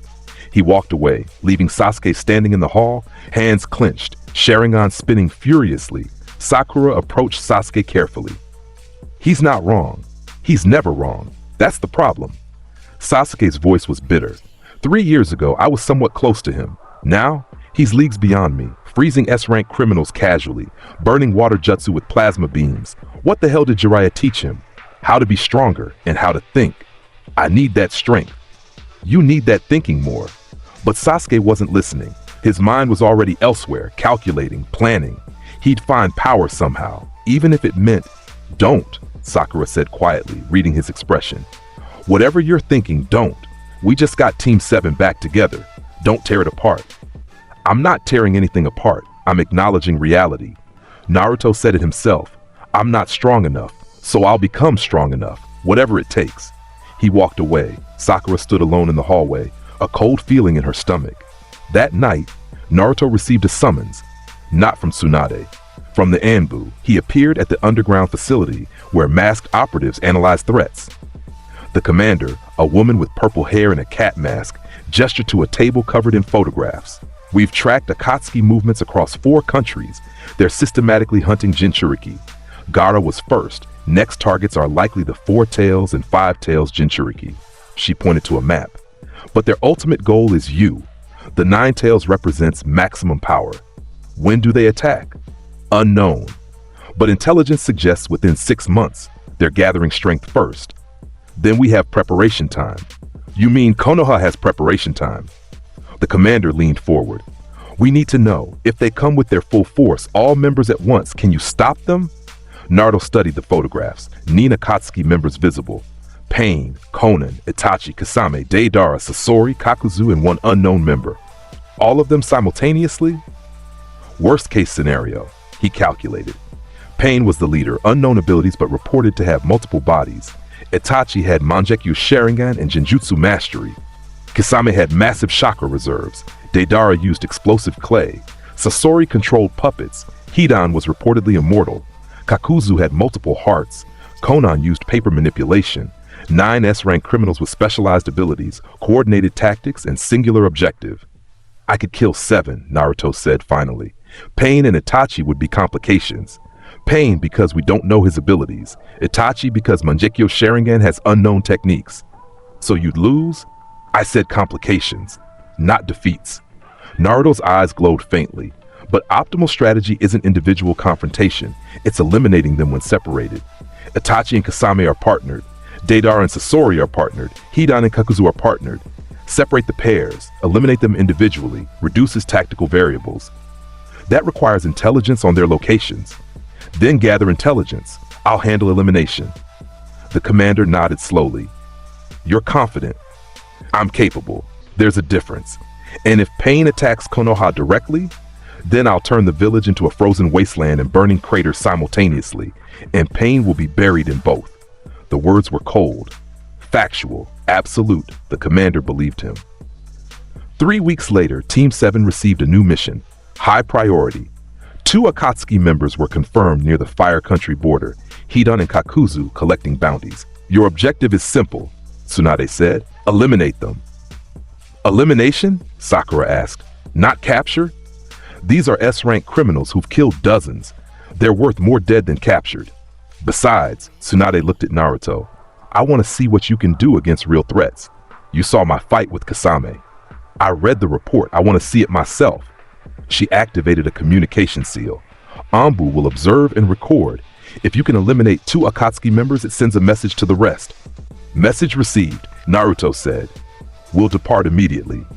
They traveled for 2 days, following intelligence reports. The trail led to a small town on the border where bounty hunters gathered. They're in the underground exchange, Kakashi said, examining the building. Probably collecting payment for previous kills. Then we'll meet them when they exit, Naruto decided. Shouldn't we coordinate with local authorities? Sakura asked. Unnecessary. We have element of surprise, power superiority, and tactical knowledge. Coordination would reduce efficiency. They waited. 1 hour, 2 hours, then the doors opened. 2 figures emerged, Hidan, carrying a 3-bladed scythe and wearing his Akatsuki cloak. Beside him walked Kakuzu, tall and imposing, face covered by a mask. Finally, Hidan was saying, that took forever. I was ready to sacrifice the cashier. We need money for operations, Kakuzu replied, his voice deep and gravelly. Lord Pain doesn't fund our expenses. Pain doesn't fund anything interesting. They stopped suddenly. Hidan's red eyes scanned the street. We're being watched. 3 signatures, Kakuzu confirmed. Konoha ninja based on chakra signatures. 2 low level. 1 unusual. Naruto stepped into the street. The temperature shifted violently. His right side exhaled cold mist. His left side glowed with heat. Naruto Uzumaki, Hidan said, grinning. The 9 tails brat. Lord Jashin will be pleased when I sacrifice you. You worship a god of death, Naruto observed. Statistically inefficient. Deities provide no tactical advantage. You'll understand when your blood paints his ritual circle, Hidan charged. His scythe swung in a wide arc, aiming for Naruto's throat. Naruto raised his right hand. Flash freeze. The scythe froze solid instantly. Metal became brittle from impossible cold. When Hidan tried to pull it back, the blade shattered like glass. What? Hell Spider! 5 plasma tendrils shot from Naruto's left hand. They moved with whip-like precision, each one aimed at different vital points. Hidan tried to dodge. 1 tendril caught his shoulder. The plasma seared through flesh and bone, severing his arm completely. Hidan screamed, not in pain, but in ecstasy. Yes, blood, violence, this is what Jashin wants. His severed arm hit the ground, but Hidan was still standing, grinning, blood spraying from the stump. I'm immortal, brat. You can't kill me. Incorrect terminology, Naruto said. You have biological regeneration. That's different from true immortality. All regeneration has limits. He raised both hands. Let's find yours. Phosphor! Temperature around Hidan dropped to absolute 0. Molecular motion ceased. His blood froze mid-spray. His body stopped moving, frozen solid in place. Then heat flooded in. The thermal shock was instantaneous and catastrophic. Hidan's frozen body shattered like ice struck by a hammer. Pieces scattered across the street, head, torso, limbs, all in frozen chunks. Hidan! Kakuzu rushed forward, But Naruto was already there. His right fist swung in a casual arc. Ice formed around it, creating a gauntlet of crystalline death. Kakuzu blocked with his arm. The impact sent him skidding back 20 feet, his arm freezing solid. "You're strong," Kakuzu admitted. "But I have 5 hearts, 5 lives. You can't kill me 5 times." Watch. Stellar prominence. Blue flames erupted from Naruto's left hand, not in a beam, but in a sphere. The fire expanded outward rapidly, consuming oxygen, burning at temperatures that melted stone. Kakuzu formed hand signs desperately. Earth release, earth-style wall. A wall of stone shot up. The flames hit it and punched through instantly, melting the rock to magma. Kakuzu substituted before the flames reached him. He reappeared on a rooftop, breathing hard. Lightning release, false darkness. He expelled a spear of lightning from his mouth. The bolt shot toward Naruto at near light speed. Naruto raised his right hand. The ice formed in front of him. Not a wall, but a mirror. The lightning struck the ice mirror and refracted, bouncing off at an angle and hitting a different building. "Physics lesson," Naruto said calmly. "Lightning is electricity. Ice is crystalline water. Different conduction rates, reflection patterns. Your attack is useless." "Then I'll use something else." Kakuzu's body shifted. Masks emerged from his back. 4 masks, each representing a different heart. Fire release, intelligent hard work. One mask expelled a massive wave of fire. Another released wind to fuel the flames. The combination created a firestorm that consumed the street. Naruto stood in the center of the inferno. His left side glowed brighter, absorbing the heat. "You're using fire against me. Tactical error." He raised his left hand. The flames around him suddenly spiraled inward, drawn to his palm like metal to a magnet. The firestorm condensed into a single point, a sphere of compressed fire the size of a basketball. "Flash fire fist!" He punched forward. The compressed fire exploded outward in a directed blast. All the thermal energy from Kakuzu's attack amplified and focused. The blast hit Kakuzu's masks directly. 2 masks shattered instantly, their hearts burning to ash. The 3rd mask cracked. The 4th barely survived. Kakuzu fell from the rooftop, 2 hearts destroyed, 1 damaged. "Impossible. That was my strongest combination attack." "Heat doesn't scare me," Naruto said, walking toward him. "I am heat. You brought fire to fight the sun." He raised his right hand. Heaven-piercing ice wall. A glacier erupted beneath Kakuzu, impaling him on multiple ice spikes. The frozen lances pierced through his remaining masks, destroying the last 2 hearts simultaneously. Kakuzu tried to move, tried to regenerate, but the ice was already spreading through his body, freezing his blood, his organs, his brain.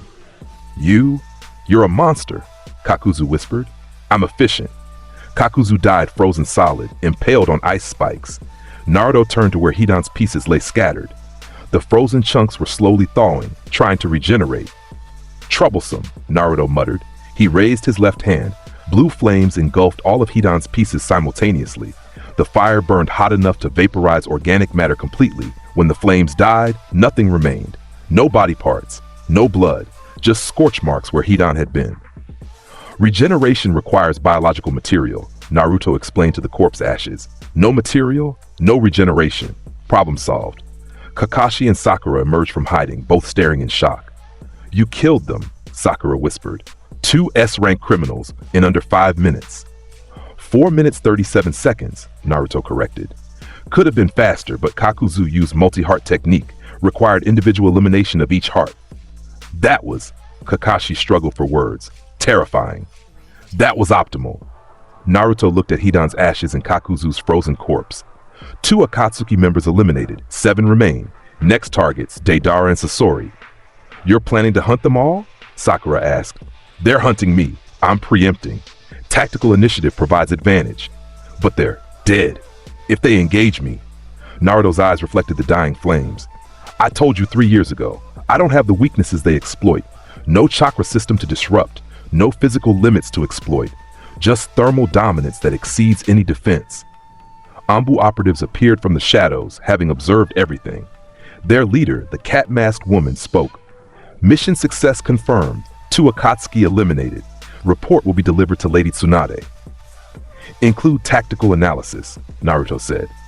Hidan's immortality was biological regeneration limited by available biomass. Kakuzu's multiple hearts required simultaneous destruction.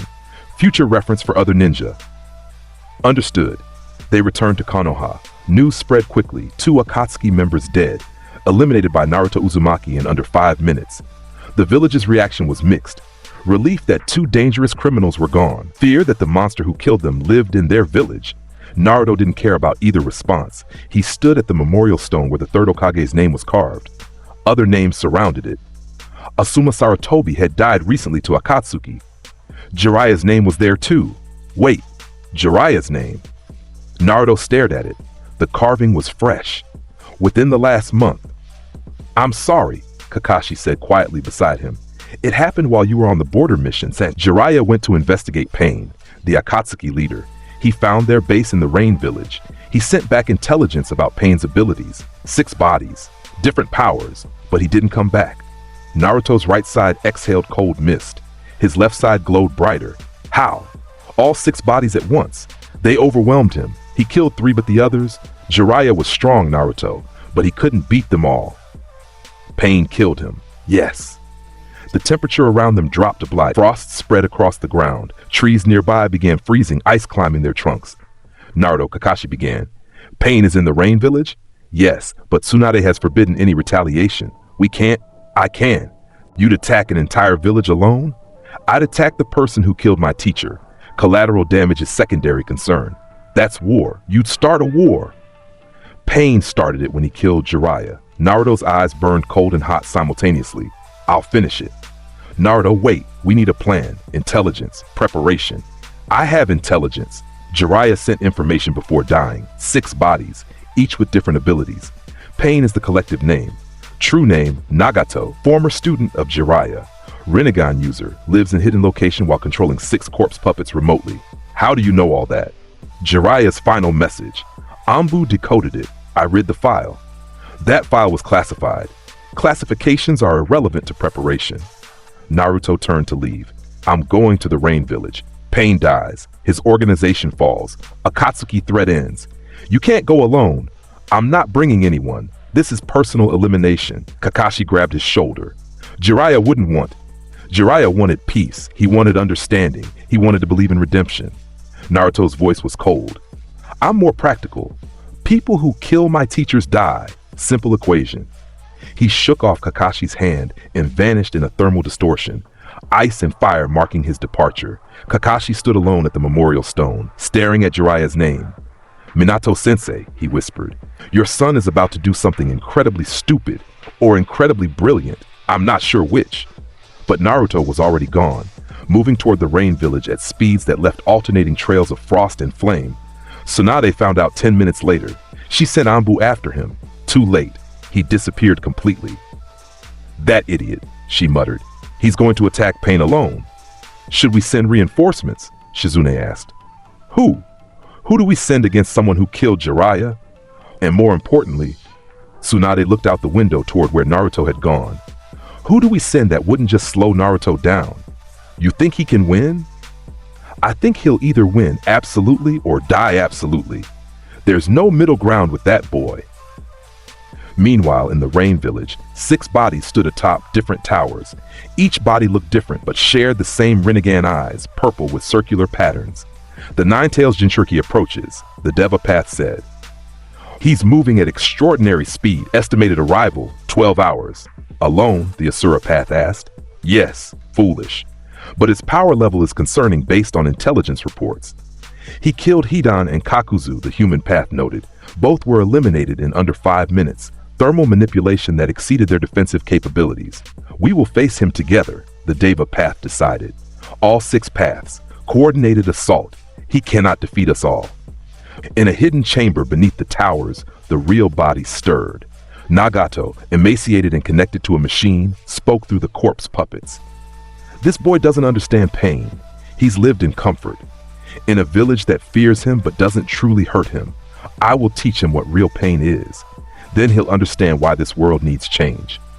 Konan stood beside him. Be careful. Jiraiya warned about this one. His power is different from normal ninja. All power is the same before the Rasengan. I am God here, and gods don't fear mortals. 12 hours later, Naruto arrived at the Rain Village border. It was raining. Constant, heavy rain that never stopped. The sky was gray. Buildings rose like gravestones from the perpetual downpour. Naruto stood at the entrance, rain evaporating before it touched his left side, freezing before it touched his right side. He created a sphere of altered temperature around himself, a zone where water couldn't exist in liquid form. Pain! His voice echoed across the village, amplified by thermal currents. I know you're here. You killed Jiraiya. That was tactical error. The 6 paths of pain appeared on rooftops surrounding him. 6 bodies, 6 different appearances, all with Rasengan eyes. Naruto Uzumaki, the Diva Path, spoke. You came alone, foolish. You cannot defeat God. God is theoretical construct, Naruto replied. Your biomechanical puppets controlled remotely.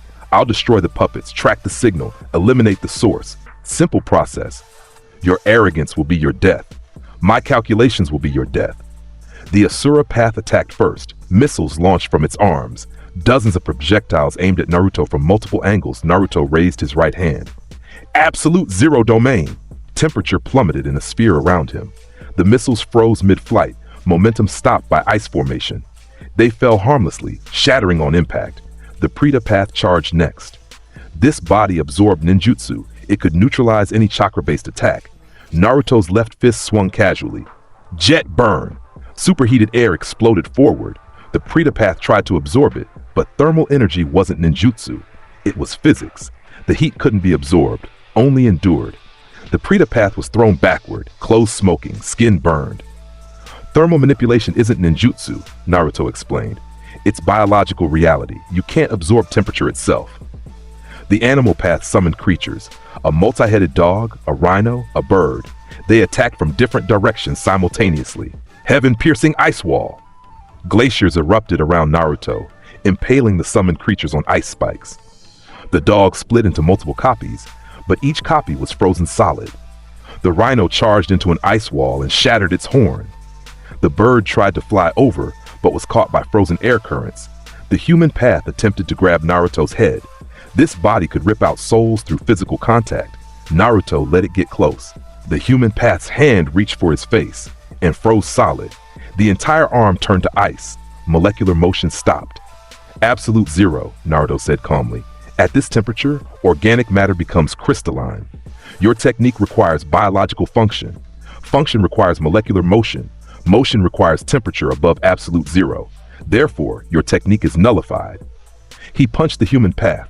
The frozen body shattered like glass, destroyed completely. 5 paths remained. The Naraka path attempted to summon the king of hell. A creature that could revive destroyed paths. Not happening. Naruto raised his left hand. Stellar prominence. Blue fire shot forward in a concentrated beam. The flames burned so hot they ionized air molecules, creating plasma. The beam punched through the Naraka path before it could complete its summon, destroying it instantly. 4 paths remained. The Deva path finally moved. Enough. Shinra Tensei. Repulsive force exploded outward from the Deva path. Gravity manipulation technique that pushed everything away with enormous power. Buildings cracked. Ground shattered. The shockwave moved at near sonic speed. Naruto didn't try to block. He let the force hit him, and nothing happened. The Shinra Tensei pushed against his thermal aura, the constant sphere of altered temperature around him. But the repulsive force couldn't affect temperature itself. Heat didn't care about gravity. Cold didn't care about force. Naruto stood unmoved as destruction raged around him. Gravity manipulation, he observed. Impressive technique, Rasengan specialty, but ineffective against thermal dominance. Impossible, the Deva Path said. Shinra Tensei repels everything. It repels matter. I'm not attacking with matter. I'm attacking with thermal energy. Fundamental difference. He raised both hands, right hand glowing white, left hand glowing blue. Frostfire catastrophe! This was new, a technique he developed specifically for overwhelming opponents. Twin spirals of ice and fire erupted from his hands simultaneously, not opposing each other, but combining into a single attack. The spirals intertwined, creating a double helix of thermal chaos. Where ice touched fire, thermal shock created explosive expansion. Where fire touched ice, vapor pressure created implosive force. The attack expanded rapidly, consuming the entire area. 3 of the remaining paths were caught instantly. The Asura path tried to fly away using rocket propulsion. The ice spiral caught it, froze its jets, sent it crashing into a building. The Preta path tried to absorb the attack. But how do you absorb two opposing temperatures? The body overloaded, circuits fried by contradiction. The animal path summoned a defensive creature. The fire spiral vaporized it before it could form.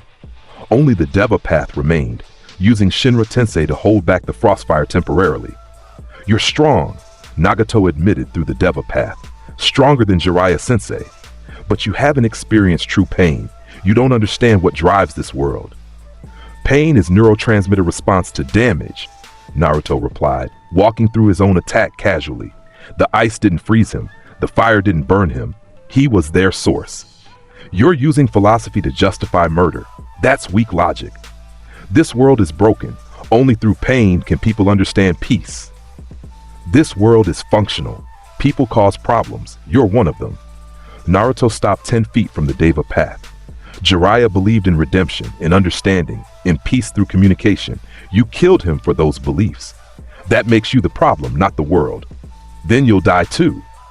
The Deva path raised its hands. Chibaku Tensei. A black sphere formed in the sky above them. Immense gravitational pull emanated from it. A technique designed to trap tailed beasts by pulling matter into a massive spherical prison. The entire area began lifting toward the sphere. Buildings, ground, debris, everything drawn upward by impossible gravity. Naruto felt the pull. Strong. Very strong. He planted his feet. Ice spread from his right foot, anchoring him to bedrock. Fire from his left foot melted the ground into magma, creating a molten seal. Gravity manipulation at planetary scale, he observed. Impressive, but ultimately futile. He raised both hands toward the black sphere. You pull matter together. I'll push temperature apart. Thermal paradox. His right hand released absolute zero.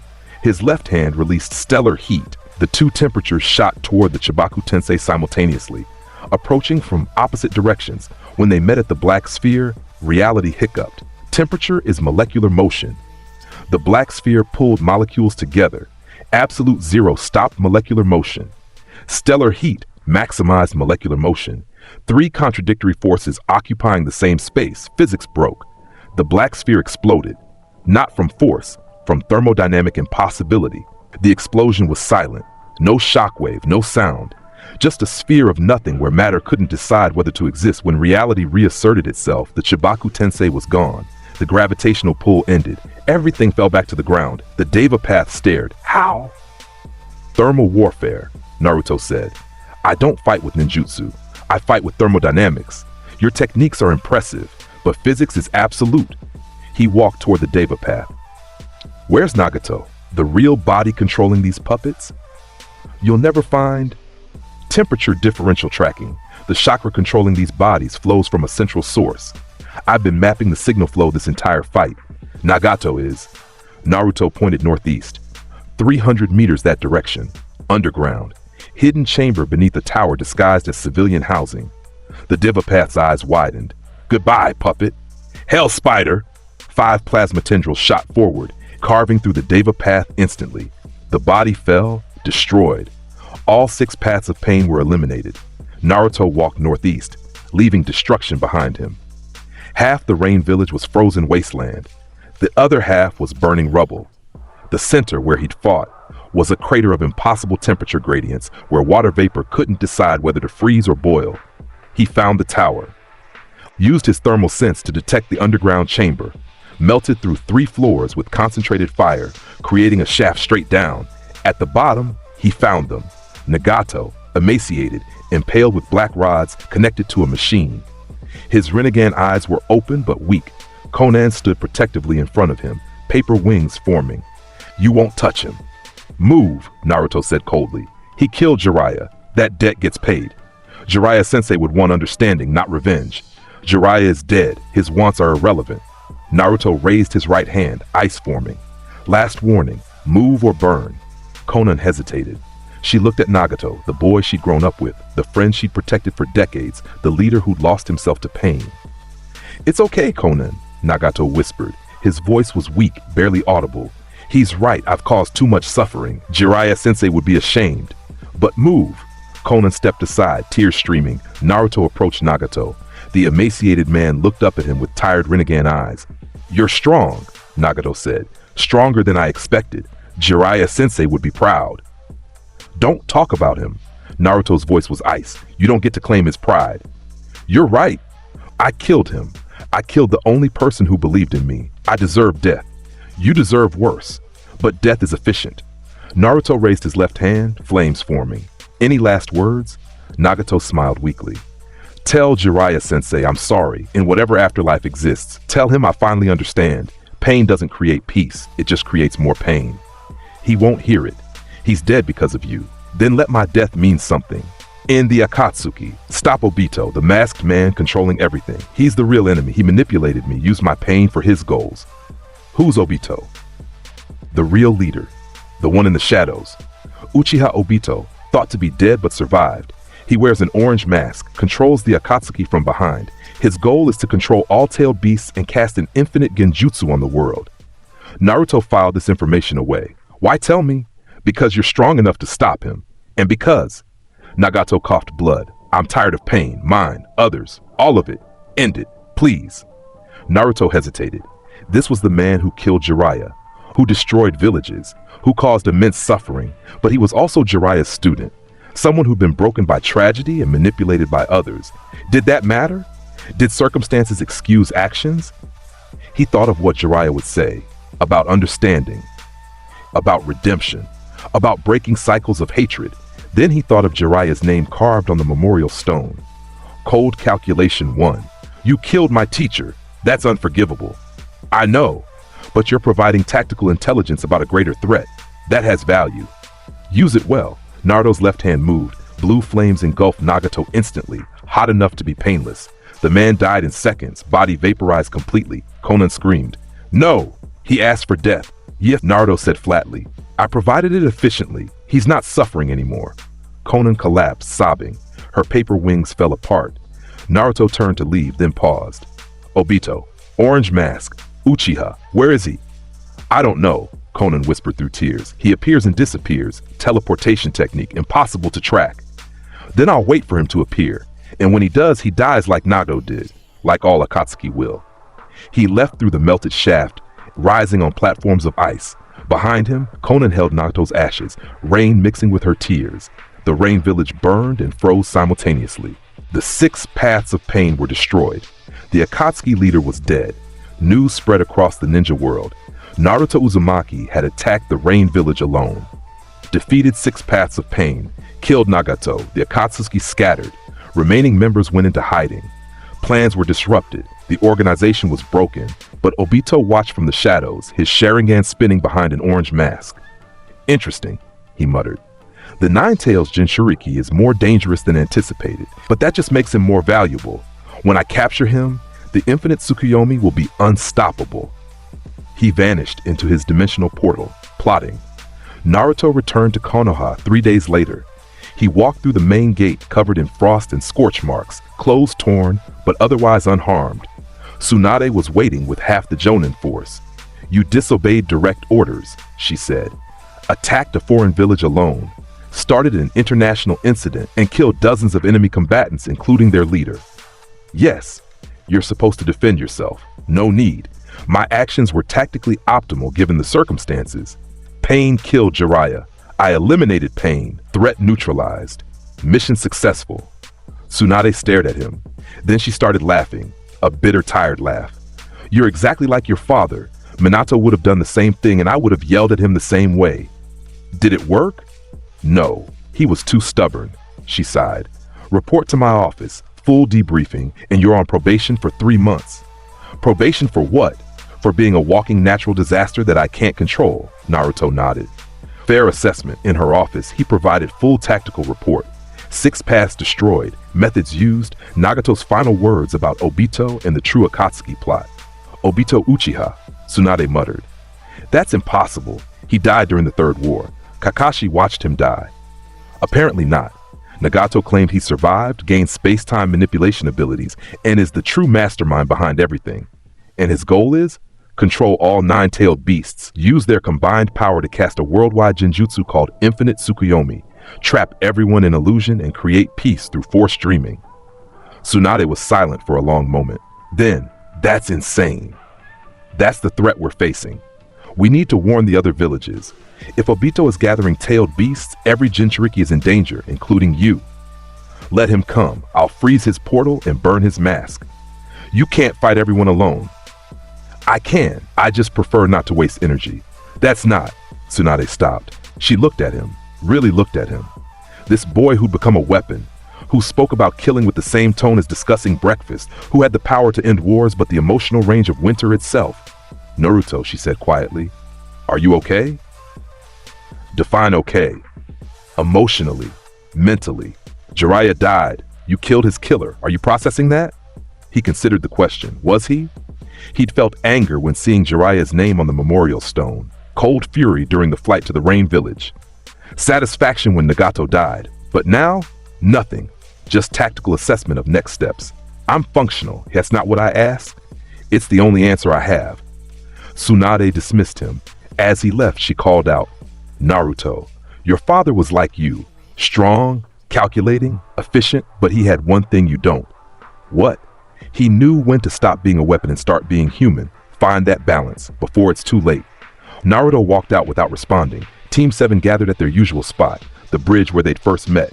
Sasuke and Sakura were waiting. You killed Pain, Sasuke said immediately. Alone, 6 paths of pain, all of them, in one fight. Correct. That's... Sasuke's hands clenched. Impossible. How did you... Thermal superiority. Physics beats ninjutsu. I've explained this before. But 6 opponents simultaneously. They were puppets controlled remotely. Eliminate puppets. Track signal. Destroy controller. Basic process. Naruto looked at Sasuke's Sharingan. Still 3 Tomoe, not evolved. You're still thinking in terms of traditional ninja combat. That's your limitation. Then teach me to think differently. I can't. Your brain processes information through visual pattern recognition. My brain processes through thermodynamic calculation. Different methodologies. Your Sharingan sees motion. I sense temperature. Incompatible approaches. Sakura interrupted.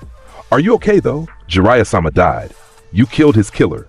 That's heavy. It's resolved. That's not. She exchanged glances with Kakashi, who just arrived. That's not healthy, Naruto. You need to process emotions, not just solve tactical problems. Emotions are inefficient. They're human. Humans are inefficient. Kakashi stepped forward. Naruto, I know you believe efficiency is everything, but suppressing emotions doesn't eliminate them. It just delays the consequences. Eventually that pressure finds release, usually in destructive ways. I'll manage. Like you managed attacking the Rain Village alone? Against orders? That was tactical necessity. That was revenge, dressed in tactical clothing. You were angry about Jiraiya. You wanted Pain to pay. That's emotion, not logic. Naruto was quiet. Was Kakashi right? Had anger driven him? He'd calculated the assault, analyzed the 6 paths, executed efficiently. But the motivation? Maybe it wasn't just tactical. Maybe it was personal. Revenge and justice are indistinguishable when targeting guilty parties, he said finally. They're very distinguishable in methodology and motivation, Kakashi replied. Justice is systematic. Revenge is emotional. You want to believe you acted systematically, but you charged alone into enemy territory to kill someone who wronged you personally. That's revenge. Does the distinction matter if the outcome is optimal? It matters to you, whether you admit it or not. Naruto turned away. Noted. Are we done with emotional analysis? For now. But Naruto, Kakashi's voice softened. Jiraiya cared about you. He'd want you to remember him with more than cold calculation. He'd want you to grieve, to feel, to be human.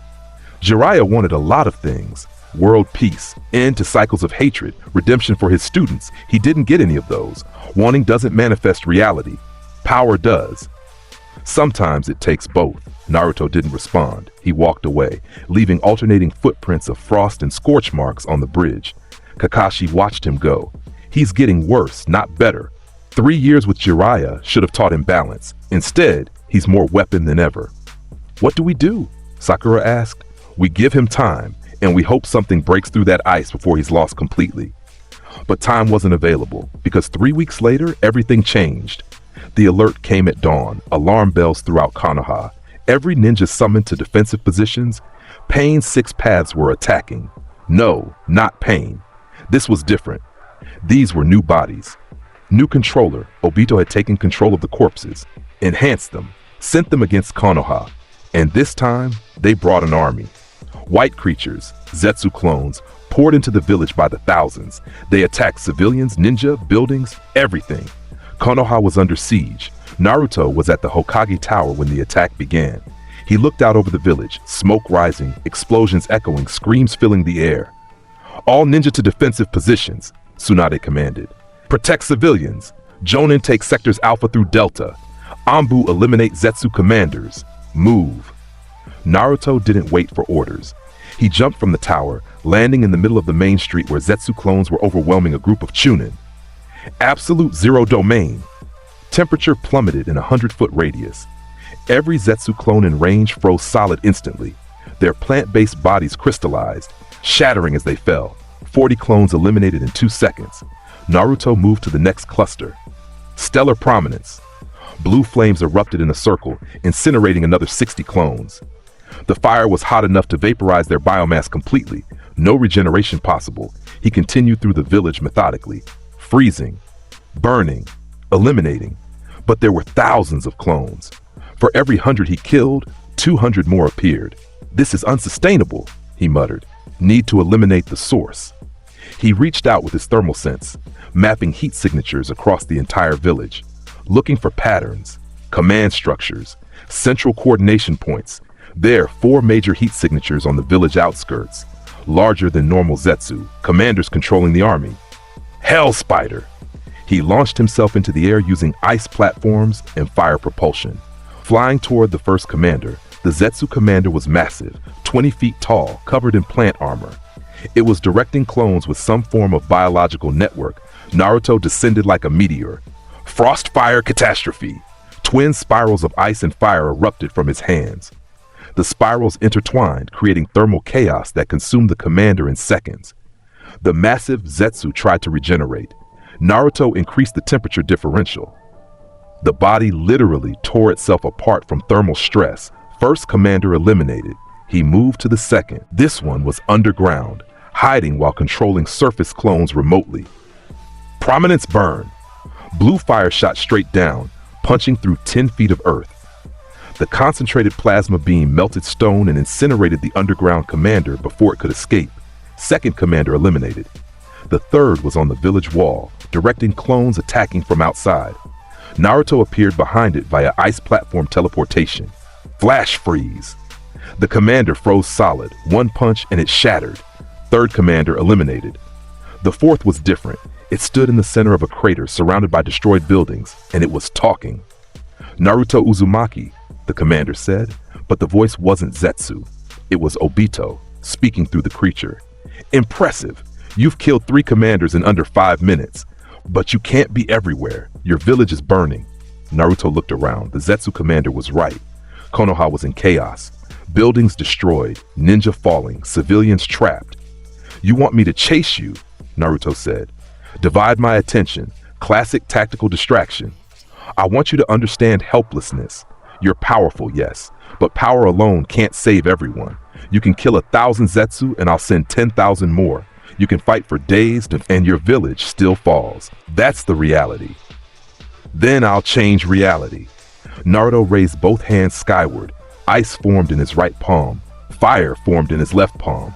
He brought them together, not touching but close enough that the temperature differential created a reaction point. You're using thermal warfare to fight numbers. That's inefficient.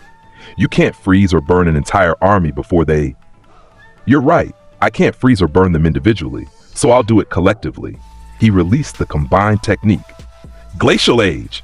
The attack expanded from Naruto's position in a sphere, one hemisphere ice, the other hemisphere fire. But they didn't oppose. They reinforced, creating a thermal shell that spread outward rapidly. The ice hemisphere froze everything it touched. Water vapor, air molecules, living tissue. The freezing spread like a wave, consuming Zetsu clones by the hundreds. The fire hemisphere burned everything in its path, incinerating, vaporizing, turning organic matter to ash. Where the 2 hemispheres met, thermal shock created shock waves that pulverized anything caught between them. The technique expanded for 300 feet in all directions. When it ended, over 2,000 Zetsu clones were eliminated simultaneously. The Zetsu commander stared. Even Obito, speaking through it, was silent for a moment. That's impossible. You created localized climate shift across multiple city blocks. The chakra cost alone should... I don't use chakra for this. It's biological. My cells generate thermal energy constantly. No cost, no limits, just physics. Naruto walked toward the commander. Your army is dead. Your distraction failed. Now you die. Wait! Hell Spider! 5 plasma tendrils shot forward, carving through the Zetsu commander in an instant. But before it died, Obito's voice echoed one last time. This was just reconnaissance. Next time I bring the real army. And next time you won't be able to save everyone. The commander dissolved. The battle was over. Konoha had won, but at cost. Naruto stood in the destroyed district looking at the casualties. 37 ninja dead, over 100 civilians injured, multiple buildings destroyed. He'd killed thousands of enemies, but it wasn't enough. People still died. Obito was right, he couldn't be everywhere. For the first time in years, Naruto felt something close to helplessness. Tsunade found him standing alone in the ruins. You saved the village, 2,000 Zetsu eliminated, 4 commanders destroyed. Without you we would have lost. But people died anyway. Yes, that's war. War is inefficient. War is reality. She stood beside him. You can't save everyone, Naruto. No one can, not even with your power. Then what's the point of power? To save as many as possible, to make the losses hurt less, to give others a chance to survive. She put a hand on his shoulder. You did that today. You gave Konoha a chance. We survived because of you. It's not enough. It never is. But it's what we have. Naruto looked at his hands. Ice formed around his right. Fire formed around his left. Ultimate power, thermal perfection, biological superiority, and still not enough. Maybe Kakashi was right. Maybe power alone wasn't sufficient. But what else was there? The answer came 2 days later during the memorial service for the fallen. Naruto stood among the crowd, listening to names being read. Chunin he'd trained with, civilians he'd seen around the village, children who'd been in the academy, all dead. Despite his power, despite his efficiency, beside him, Sakura was crying. Kakashi stood solemn, head bowed. Even Sasuke looked affected. Naruto felt nothing. These were names, statistics, casualties of conflict. Why did others grieve when death was inevitable outcome of combat? But watching Sakura cry, watching Kakashi's pain, watching the village mourn together, something shifted in him. These weren't statistics to them. They were people, connections, bonds. The things he dismissed as inefficient were what made life meaningful to others. And suddenly, standing among grieving villagers, Naruto realized something. He'd been wrong. Not about power. Power was necessary, essential. He'd saved countless lives with his abilities. But he'd been wrong about emotions, about connections, about humanity. They weren't inefficiencies to eliminate. They were motivations to protect. The reason to be strong in the first place. Jiraiya had tried to teach him this. Kakashi had tried to show him. Even Haku, years ago, had explained it. Power without purpose was just destruction. But power with purpose, power protecting people you cared about, that was something more. That was strength. The memorial service ended. People dispersed. Naruto remained, staring at the new names carved in stone. I understand now, he said quietly, speaking to Jiraiya's name among them. You wanted me to be strong, but you also wanted me to be human. I thought those were contradictory, but they're not. They're complementary. He placed his hand on the memorial stone. Ice didn't form. Fire didn't burn. He controlled it perfectly, just warm enough to feel alive, cool enough to be gentle. I'll protect them, all of them, not because it's tactically optimal, but because they're my village, my people, my bonds. The word felt strange, foreign, but right. Behind him, Kakashi smiled under his mask. That's progress. You were listening. Always. That's what teachers do. Kakashi stepped forward. So what now? Now? Naruto turned to face him. Now I train Team 7 properly, not just in techniques, but in working together. Because Obito said he's coming back with a real army, and next time, I won't fight alone. Music to my ears. They returned to the training ground, the same one Naruto had destroyed during the Bell test years ago. It had been rebuilt and destroyed several more times since. Team 7 assembled. Sasuke, Sakura, Kakashi, Naruto. We need coordination, Naruto began. I'm strongest, that's fact, but I can't be everywhere simultaneously. I need you 3 to cover my blind spots. We're supposed to cover your blind spots? Sasuke asked. You don't have any. I have geographic limitations. I can only occupy one space at a time. During the invasion, I eliminated 4 commanders and 2,000 Zetsu clones, but I couldn't protect everyone simultaneously. People died because I couldn't reach them. So what's the solution? Sakura asked. Force multiplication. If I train you to operate at higher efficiency, you can protect areas I'm not occupying. That increases total coverage and reduces casualties. You want to make us stronger, Kakashi translated, to help you save people. Yes, optimal team performance requires all members operating at maximum capability. He's saying he needs us, Sakura whispered to Sasuke. In his weird analytical way. I heard that. And yes, I need you. That's not weakness. That's tactical reality. Sasuke grinned, first genuine smile in months. About time you admitted it. They trained for 3 weeks straight. Naruto pushed them harder than Kakashi ever had for Sasuke. Advanced taijutsu incorporating Sharingan prediction. Fire release techniques amplified through thermal manipulation theory. Tactical thinking exercises that exploited his analytical mind. For Sakura, medical ninjutsu refinement. Chakra control exercises that bordered on impossible. Defensive techniques that leveraged her precision. For Kakashi, coordination drills, learning to direct Naruto's overwhelming power. Strategic planning that incorporated a walking natural disaster into conventional tactics. By the end, Team 7 was different. Still imperfect, still learning, but functional in new ways. They tested the progress with a mock battle. 3-on-1, Sasuke, Sakura, and Kakashi versus Naruto. The battle lasted 17 minutes, longer than any previous attempt. Sasuke's Sharingan actually predicted some of Naruto's attacks. Sakura's chakra-enhanced punches created environmental hazards that limited Naruto's movement. Kakashi's coordination kept them working as a unit instead of 3 individuals. Naruto still won. But it was closer. Good, he said, helping Sakura up after she'd been frozen to a tree. You're improving. Sasuke's prediction speed increased by 37%. Sakura's chakra efficiency improved by 42%. Kakashi's tactical adaptation was optimal. Translation, we did well, Sakura said, smiling despite her frozen fingers. Accurate translation. They were resting when the summons came. Emergency meeting. All Jonin and elite Chunin. Mandatory attendance. At the meeting, Tsunade stood before a map covered in red markers. Intelligence from multiple sources confirms our fears, she began. The 4th Great Ninja War is beginning. Obito Uchiha, now calling himself Madara, has declared war on all 5 great nations. His goal, capture all remaining tailed beasts and complete the infinite Tsukuyomi. The other Kage have agreed to a united front. Tomorrow, we march to war. Silence fell across the room. Estimated enemy forces, someone asked. 100,000 white Zetsu clones. Several Edo Tensei resurrected legendary ninja, and Obito himself with unknown capabilities. That's another voice, impossible odds, which is why we're not facing them alone. The allied shinobi forces will consist of 80,000 ninja from all 5 villages, combined strength, unified command. Tsunade's eyes found Naruto in the crowd, and we have something they don't. We have the Nine Tails Jinchuriki. Naruto Uzumaki will be our ultimate weapon. I'm not a weapon, Naruto said quietly. I'm a ninja of Konoha, but I'll fight to protect my village, my team, my bonds. The last word still felt strange, but true, Tsunade smiled. Then let's win this war. The allied shinobi forces assembled on a massive plain between the 5 nations, 80,000 ninja in coordinated divisions. 1st Division, close combat specialists. 2nd Division, ranged attackers. 3rd Division, support and defense. 4th Division, surprise attack units.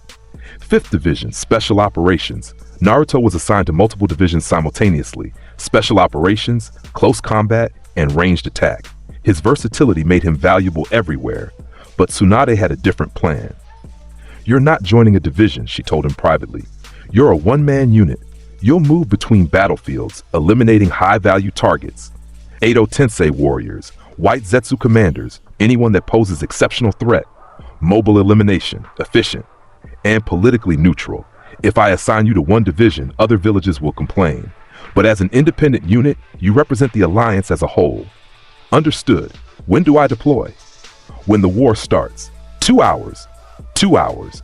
Naruto spent them on a hill overlooking the plain, watching 80,000 ninja prepare for battle. Kakashi joined him, thinking, calculating. 80,000 allied ninja against 100,000 Zetsu plus Edo Tensei plus Obito. Numbers favor enemy. Quality favors us. Outcome uncertain. You're not including yourself in those calculations. I'm one ninja, can't shift odds that significantly. You eliminated 2,000 Zetsu alone during the Konoha invasion. Multiply that across multiple battles, and you absolutely shift odds. Kakashi put a hand on his shoulder. You're not just one ninja anymore, Naruto. You're a force multiplier, a game changer, the weapon that makes victory possible. I'm not a weapon, Naruto repeated. I'm a ninja protecting his bonds. Then protect them, because that's what weapons do. They protect what matters. The war began with a roar. 100,000 white Zetsu poured across the plain like a white tsunami. They moved in coordinated waves, attacking from multiple directions. The allied shinobi forces met them head-on. Jutsu flew, steel clashed, battle cries echoed. Naruto stood on his hill, watching the collision, analyzing, mapping threats, identifying priorities. There, a cluster of Zetsu breaking through 3rd Division's left flank. 500 strong.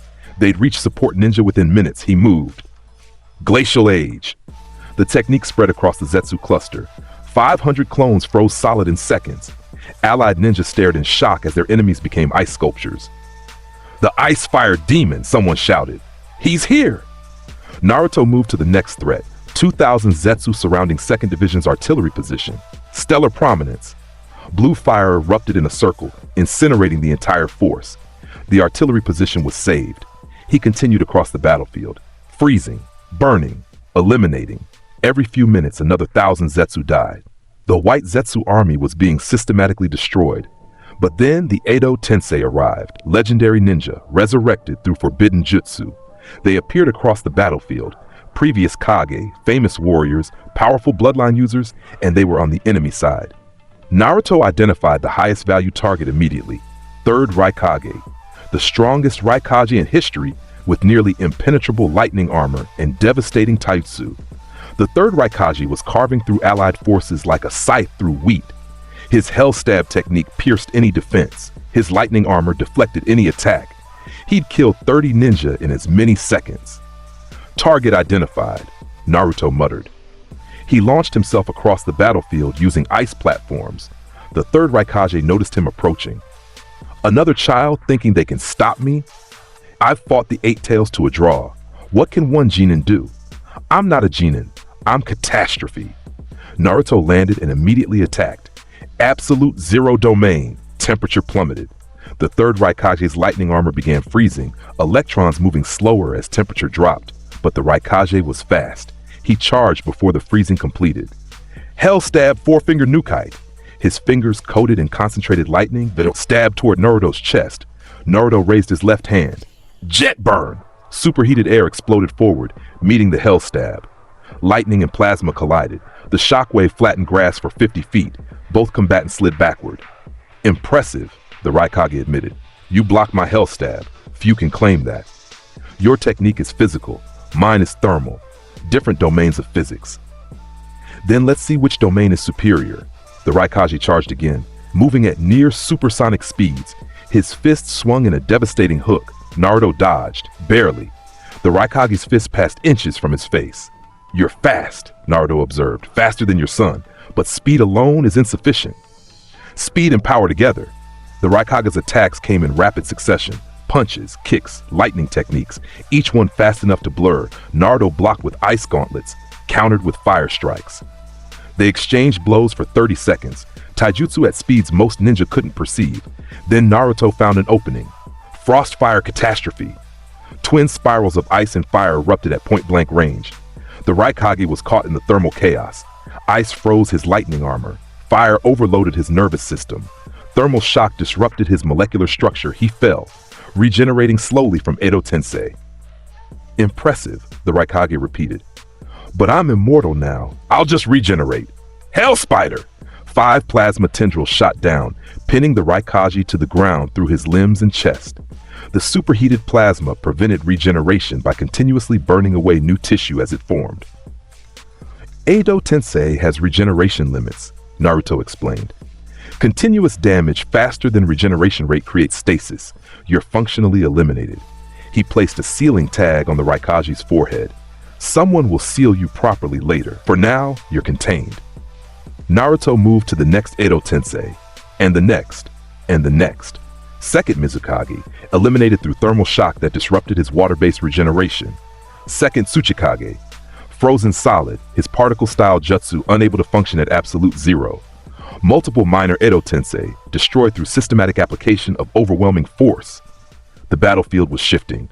The White Zetsu army was being decimated. The Edo Tensei were being contained. The allied shinobi forces were gaining advantage. But then Obito himself appeared. He stood on a cliff overlooking the battle, orange mask covering his face, Sharingan visible through the eye hole. Naruto Uzumaki, Obito's voice carried across the battlefield through chakra amplification. You're everything they said. Powerful, efficient, unstoppable. But you're fighting for a doomed world. Let me show you true despair. He performed hand signs. Summoning jutsu, Gedo statue. The statue appeared, massive, monstrous, with 9 eyes and 10 tails emerging from its back. It roared, and the sound physically hurt. The Gedo statue contains 7 of the 9-tailed beasts, Obito announced. Only the 8 tails and 9 tails remain. When I have them both, the infinite Tsukuyomi becomes reality, and this world of pain will end. Your plan is flawed, Naruto called back. Forced happiness through illusion isn't peace, it's imprisonment. Better imprisoned in dreams than suffering in reality. Easy for you to say. You're not the one who'd be trapped. Naruto raised both hands. You want the 9 tails? Come take it. Gladly. Obito vanished. Space-time teleportation. He reappeared directly in front of Naruto, hand reaching for his chest. Naruto punched. His left fist, wreathed in flames, swung toward Obito's head and passed through. Obito's intangibility technique made physical attacks useless. You can't touch me, Obito said. My Kamui makes me untouchable. I exist between dimensions. Your power means nothing if it can't connect. Interesting ability. Naruto's eyes, one ice blue, one burning amber, analyzed. You phase through attacks by shifting between dimensions, but that requires timing. You can't stay intangible indefinitely, and you can't attack while phasing. Correct. But what does that matter? You can't hit me between phases. Can't I? Naruto raised his right hand. Thermal paradox. He released 2 attacks simultaneously. Absolute zero from his right side, stellar heat from his left side. But he didn't aim at Obito directly. He aimed at the space around him. The temperature differential created a field of impossible thermodynamics. When Obito phased to dodge, he phased into a region where temperature couldn't stabilize. The dimensional space he occupied was simultaneously frozen and burning. Physics broke in that space. Obito's Kamui malfunctioned. He was forced to materialize or risk being torn apart by thermodynamic contradiction. He materialized, and Naruto was waiting. Hell Spider! 5 plasma tendrils shot forward. Obito barely dodged, one tendril grazing his shoulder. The mask cracked, showing pale skin and a Sharingan eye. Impossible, Obito breathed. You countered Kamui. No one's done that before. Your technique exploits dimensional gaps. I exploited thermodynamic impossibilities. Different domains, same result. Naruto walked forward. You can't phase if the space you're phasing into violates physics, and I can create those violations. Then I'll just kill you before you try. Naruto's hands blurred. Frostfire catastrophe, maximum output. Twin spirals of ice and fire erupted, but larger than ever before. The spirals intertwined, creating a double helix of thermal destruction that consumed everything in a 100-foot radius. Obito teleported away desperately. The attack missed him, but destroyed the cliff he'd stood on. Rock vaporized. The Gedo statue stumbled. Obito reappeared 200 feet away, breathing hard. You're more dangerous than anticipated, but you're still just one person. While you fight me, who's protecting your allies? Naruto's eyes widened. He'd been so focused on Obito that he'd ignored the broader battlefield. He looked back. The White Zetsu had regrouped. They were overwhelming 4th Division's position. Allied ninja were falling, and he couldn't be in 2 places at once. That's the problem with individual power, Obito said. It's limited by geography. You can't save everyone, Naruto Uzumaki. You can only save yourself. Wrong. Naruto's voice was cold. I'm not alone anymore. On cue, Team 7 appeared. Sasuke using lightning-enhanced speed, Sakura leaping across the battlefield with chakra-enhanced strength, Kakashi coordinating them both. You're late, Naruto said. Had to finish our own battles first, Kakashi replied. But we're here now. Orders? Sasuke, eliminate Zetsu commanders. Use Sharingan to identify communication nodes. Sakura, support 4th Division's medical units. Keep casualties minimal. Kakashi, coordinate with 3rd Division. I'll handle Obito. What about the Gedo statue? Sasuke asked. I'll destroy that too. They moved. Sasuke vanished in a blur of lightning. Sakura leaped toward 4th Division. Kakashi began issuing commands through communication seals. Team 7 had become force multipliers. Just like Naruto intended, he turned back to Obito. See, I'm not alone. I have bonds. They let me be in multiple places through delegation. Your isolation is your weakness, not your strength. We'll see. Obito performed hand signs. Gedo statue, release partial power. The statue's eyes opened. Malevolent energy poured out. Tailed beast chakra, 7 different signatures mixing into chaos. The pressure was immense. Nearby ninja collapsed under the weight of it. The ground cracked. Air became thick with hatred and power. This is the combined strength of 7-tailed beasts, Obito said. Can you face this and win? Naruto felt the 9 tails stirring inside him. Kit, that's Shukaku, Matatabi, Isobu, Sangoku, Kokuo Saiken, and Chome. All 7 of them mixed together. Their hatred is overwhelming. Can I beat them? Naruto asked mentally. Alone? No. With me? Maybe. With your ice fire bullshit? Probably. Good enough. Naruto raised both hands. Let's test that hypothesis. The Gedo statue roared. Tailed beast chakra formed into massive attacks. Chakra blasts, physical constructs, elemental techniques. 7 different types of power attacking simultaneously. Naruto met them all. Absolute zero domain, planetary scale. His right side released cold beyond measurement. Temperature dropped across the entire battlefield. The tailed beast chakra constructs froze mid-attack. Molecular motion stopped. Energy itself crystallized, but the Gedo statue pushed back. Its power was immense. The frozen constructs began thawing. Not enough? Naruto's left side blazed brighter. Then more. Stellar prominence, nova scale. Blue-white fire erupted from his left side. Not in a beam, but in an explosion. The flame spread across the battlefield like a supernova, burning at temperatures that rivaled stellar cores. The frozen tailed beast chakra met the stellar flames. Thermal shock on a scale never seen before. The explosion was visible from miles away. The shockwave flattened trees for half a kilometer. When the blast cleared, the Gedo statue was damaged. Cracks spread across its body. 2 of its eyes were closed. 2-tailed beasts worth of chakra dissipated. But it was still standing. Impressive, Obito admitted. You damaged the Gedo statue. That's supposedly impossible, but you can't destroy it completely. Not without the Rinnegan. Don't need the Rinnegan. Just need more force. Naruto closed his eyes, concentrated. He'd been holding back because allies were nearby, but now they'd cleared the danger zone. He could use maximum output. You're all far enough? He called to Team 7. Affirmative, Kakashi responded from 200 feet away. Do whatever you're planning. Acknowledged. Naruto opened his eyes. They glowed. One ice blue, one burning amber. But now they were brighter, radiant, like looking into winter and summer simultaneously. I developed this technique specifically for overwhelming impossible threats, he said. Never used it before. Too dangerous, too destructive. But this qualifies as impossible threat. His right hand formed ice. His left hand formed fire. He brought them together, not merging, but touching. The contact point created a singularity where temperature couldn't exist. This is thermal annihilation, where absolute zero meets infinite heat, where physics reaches its limits, where reality breaks. He thrust both hands toward the Gedo statue. 0 point, thermodynamic collapse. The attack wasn't visible. There was no beam, no explosion, just a sphere of nothing that expanded from Naruto's hands toward the Gedo statue. Everything the sphere touched simply ceased to exist, not destroyed, not vaporized, erased. Removed from reality by thermodynamic impossibility, the sphere consumed the Gedo statue completely. The massive construct was there one moment, gone the next. No debris, no remains, just empty space where it had stood. The battlefield fell silent.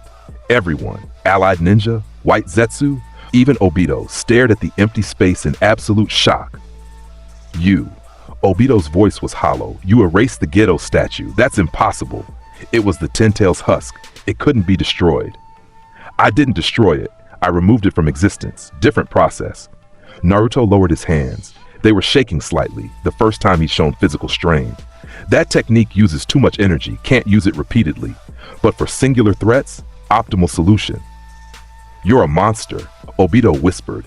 A walking apocalypse. I'm a ninja protecting his bonds. You're the monster. Naruto walked forward. Your plan is finished. The Gedo statue is gone. You can't complete the infinite Tsukuyomi. Surrender. Never. Obito's Sharingan spun frantically. I've come too far, sacrificed too much, I won't stop now. He charged. Not with Kamui, not with Jutsu. Just pure desperation. His fist swung wildly. No technique, just raw emotion. Naruto caught his wrists. Ice formed around them, stopping the attack. You're broken, Naruto said quietly. Whatever Madara did to you, whatever pain drove you here, it broke you. You're not fighting for peace. You're running from suffering. You don't understand. I understand perfectly. You lost someone precious. You couldn't handle that loss. So you decided to remake reality into something painless. But that's cowardice, not strength. Let me tell you about loss. Naruto's grip tightened. I lost my parents the day I was born. I've been hated my entire life. I've watched teammates nearly die. I've killed enemies and felt nothing. I've experienced isolation that should have broken me. But I didn't run. I didn't hide in illusions. I faced reality and chose to protect what matters. That's strength.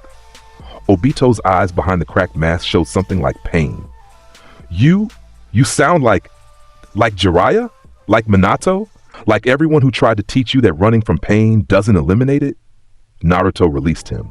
You're right, because they were right. Pain is part of life. Growth comes from facing it, not avoiding it. But I can't.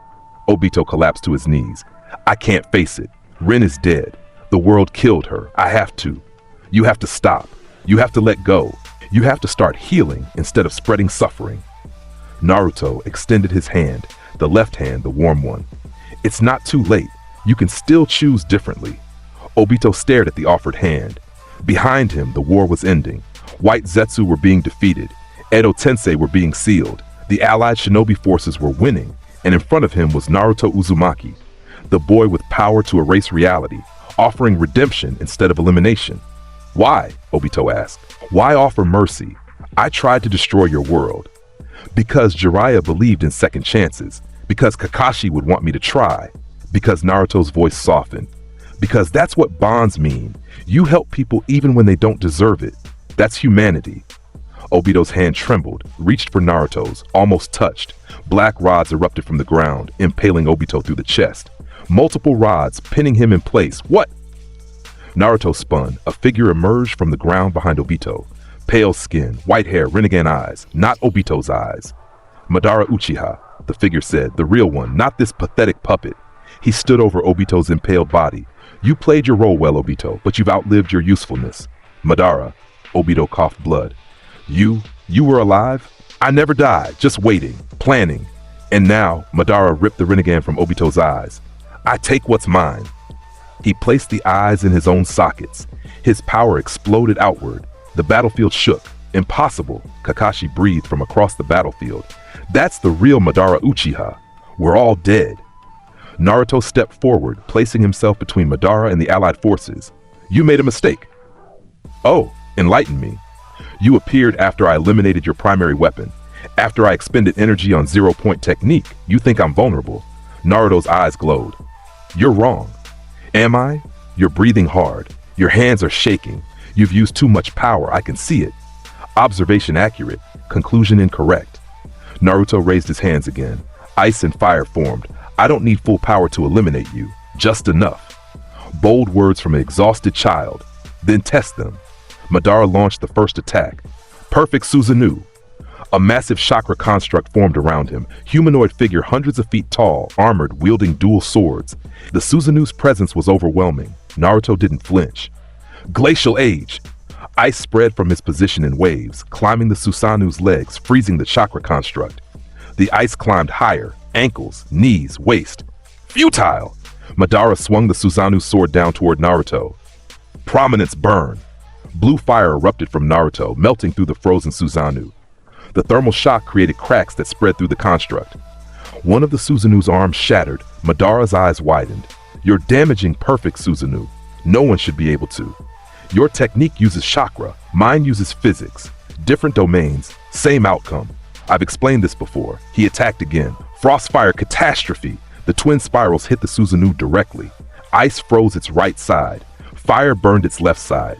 Thermal shock tore it apart from inside. The perfect Susanoo collapsed, destroyed. Madara fell from the wreckage, landing on his feet. He was actually smiling. Magnificent, you're everything I hoped. Finally, an opponent worthy of the name Uchiha. I'm not an Uchiha. I'm Naruto Uzumaki. You're more Uchiha than that weakling Obito ever was. You have power, conviction, the will to dominate. Madara's Rasengan spun. Join me. Together we could reshape this world. Create something perfect. Your perfect world is prison. I prefer messy reality. Then you'll die in that messy reality. Madara performed hand signs. Shibaku Tensei. Black spheres formed in the sky, not one, but 5. Each one pulling with immense gravity. The battlefield began rising toward them. Multiple Chibaku Tensei, Naruto observed. Rinnegan at full power. You're stronger than Nagato was. Nagato was a child playing with my eyes. I am their true master. Naruto raised both hands. Then let's see who's truly masterful. Thermal paradox, quintuple application. 5 separate thermal disturbances formed around each Chibaku Tensei sphere. Absolute zero and stellar heat applied simultaneously at 5 different locations. Physics broke in 5 places at once. The Chibaku Tensei spheres destabilized. Reality hiccuped. The gravitational pulls canceled each other out in the confusion. All 5 spheres exploded. The battlefield returned to normal. Madara stared. You destroyed all 5? Simultaneously? I told you, thermal warfare beats chakra techniques, no matter how powerful. Naruto lowered his hands. But you won't believe me until I prove it absolutely. Then prove it. Madara charged with taijutsu enhanced by Rinnegan abilities. They clashed. Madara's combat experience, decades, maybe centuries of fighting, against Naruto's thermal dominance. Each punch Madara threw was blocked by ice. Each kick was countered with fire. They exchanged blows at superhuman speeds. For 30 seconds they were even. Madara's skill matched Naruto's power. Then Naruto found the opening. Same as with the third Raikage. Same as with every opponent who relied on physical combat. Phosphor, point-blank range. Absolute zero and stellar heat simultaneously applied at touching distance. Madara tried to retreat. Too slow. The thermal shock hit him directly. His body, enhanced by Edo Tensei and Rinnegan, couldn't handle the extreme temperature differential. Cracks appeared in his skin. Impossible. Madara fell to one knee. I'm immortal through Edo Tensei. I have the Rinnegan. I'm supposed to be invincible. No one's invincible. Everyone has limits. You've reached yours. Naruto raised his left hand, flames forming. Any last words? Madara smiled. Just this. You're wasted on these weaklings. You could have been a god. I'd rather be human. Hell Spider! 5 plasma tendrils shot forward, piercing through Madara's chest and head simultaneously. The Edo Tensei regeneration tried to activate. Naruto increased the heat. The plasma burned faster than regeneration could occur. Madara's body began crumbling to dust. Impressive, Naruto Uzumaki. The words faded as Madara dissolved completely. The battlefield fell silent. The war was over. The allied shinobi forces had won. Casualties were high, thousands dead, but they'd survived. They'd defeated the White Zetsu army, the Edo Tensei, Obito Madara himself. And at the center of it all stood Naruto Uzumaki. Ice on his right side, fire on his left side. Both glowing dimly as exhaustion finally caught up, he collapsed to one knee. Not from injury, just from pure energy depletion. 0 Point had taken more than he'd admitted. The fight with Madara had used the last reserves. Kakashi rushed over. Naruto, are you functional? Just tired. First time I felt tired in years. He looked around at the battlefield, at the destruction he'd caused and prevented. How many casualties? Still counting. But conservative estimate, 3,000 allied ninja dead. 7,000 injured. Without you, it would have been 10 times worse. 3,000 deaths is still too many. Yes, but that's war. We can't save everyone. I'm learning that. Naruto stood slowly. But we saved most. That's something. Team 7 gathered around him. Sasuke, Sakura, Kakashi. You did it, Sakura said, smiling despite her exhaustion. You won the war. We won the war, all of us, allied shinobi forces, every ninja who fought. I just eliminated high-value targets. You're being humble, Sasuke observed. That's new. I'm being accurate. Power alone didn't win this. Coordination did. Strategy did. Bonds did. Naruto looked at his team. You 3 let me focus on Obito and Madara by handling everything else. Without you, I would have been overwhelmed by numbers. So you're admitting you need us? Sakura teased, "I've always needed you. I just didn't understand what that meant before." The allied shinobi forces began celebrating, cheering, hugging, crying with relief, and at the center, Team 7 stood together. Not because of tactics, not because of power, just because they were teammates, friends, bonds forged through combat and trust. Naruto felt something in his chest, not thermal energy, not power, something warmer, more human, happiness. For the first time in years when he was genuinely happy, 1 week later, the victory celebration was held in Konoha. Representatives from all 5 villages attended. Kage stood together on a platform, announcing the new peace. Tsunade spoke for the Leaf Village. "Today we honor those who fell and celebrate those who survived. The 4th Great Ninja War tested us all.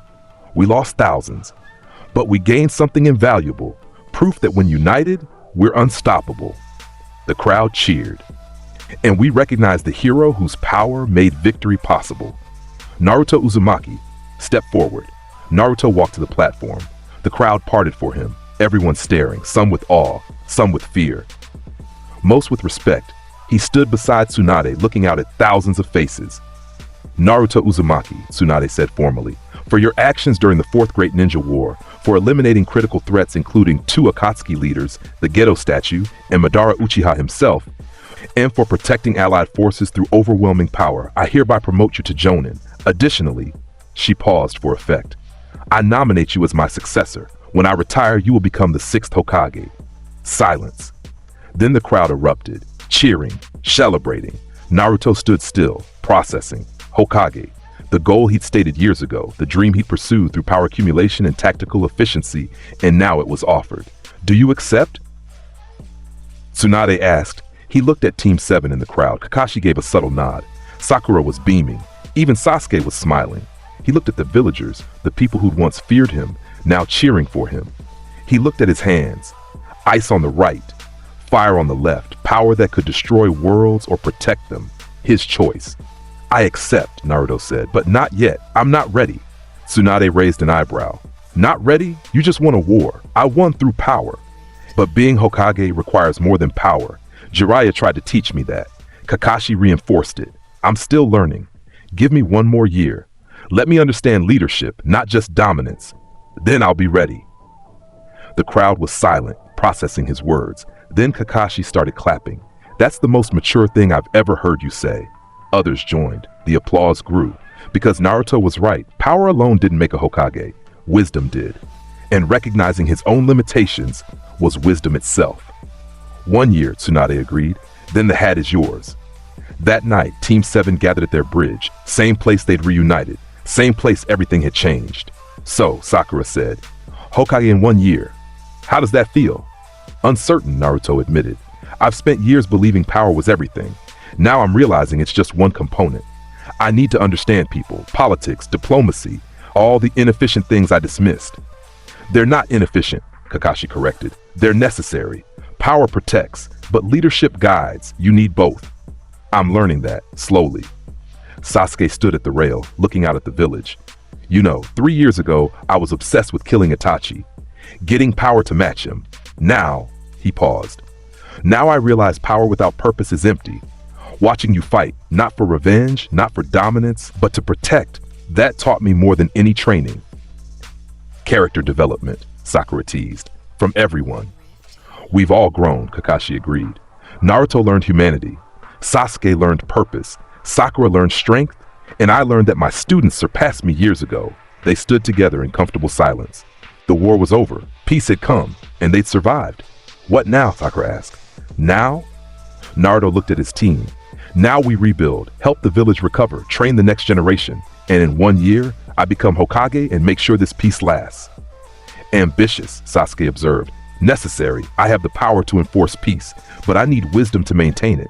That's what the next year is for." "We'll help," Sakura said. "Team 7 together. Always," Kakashi added. Naruto smiled, genuine, warm, human. "Thank you for not giving up on me when I was just a weapon, for showing me what bonds mean, for being my team." "We're more than a team," Sakura said. "We're family." Family. The word resonated.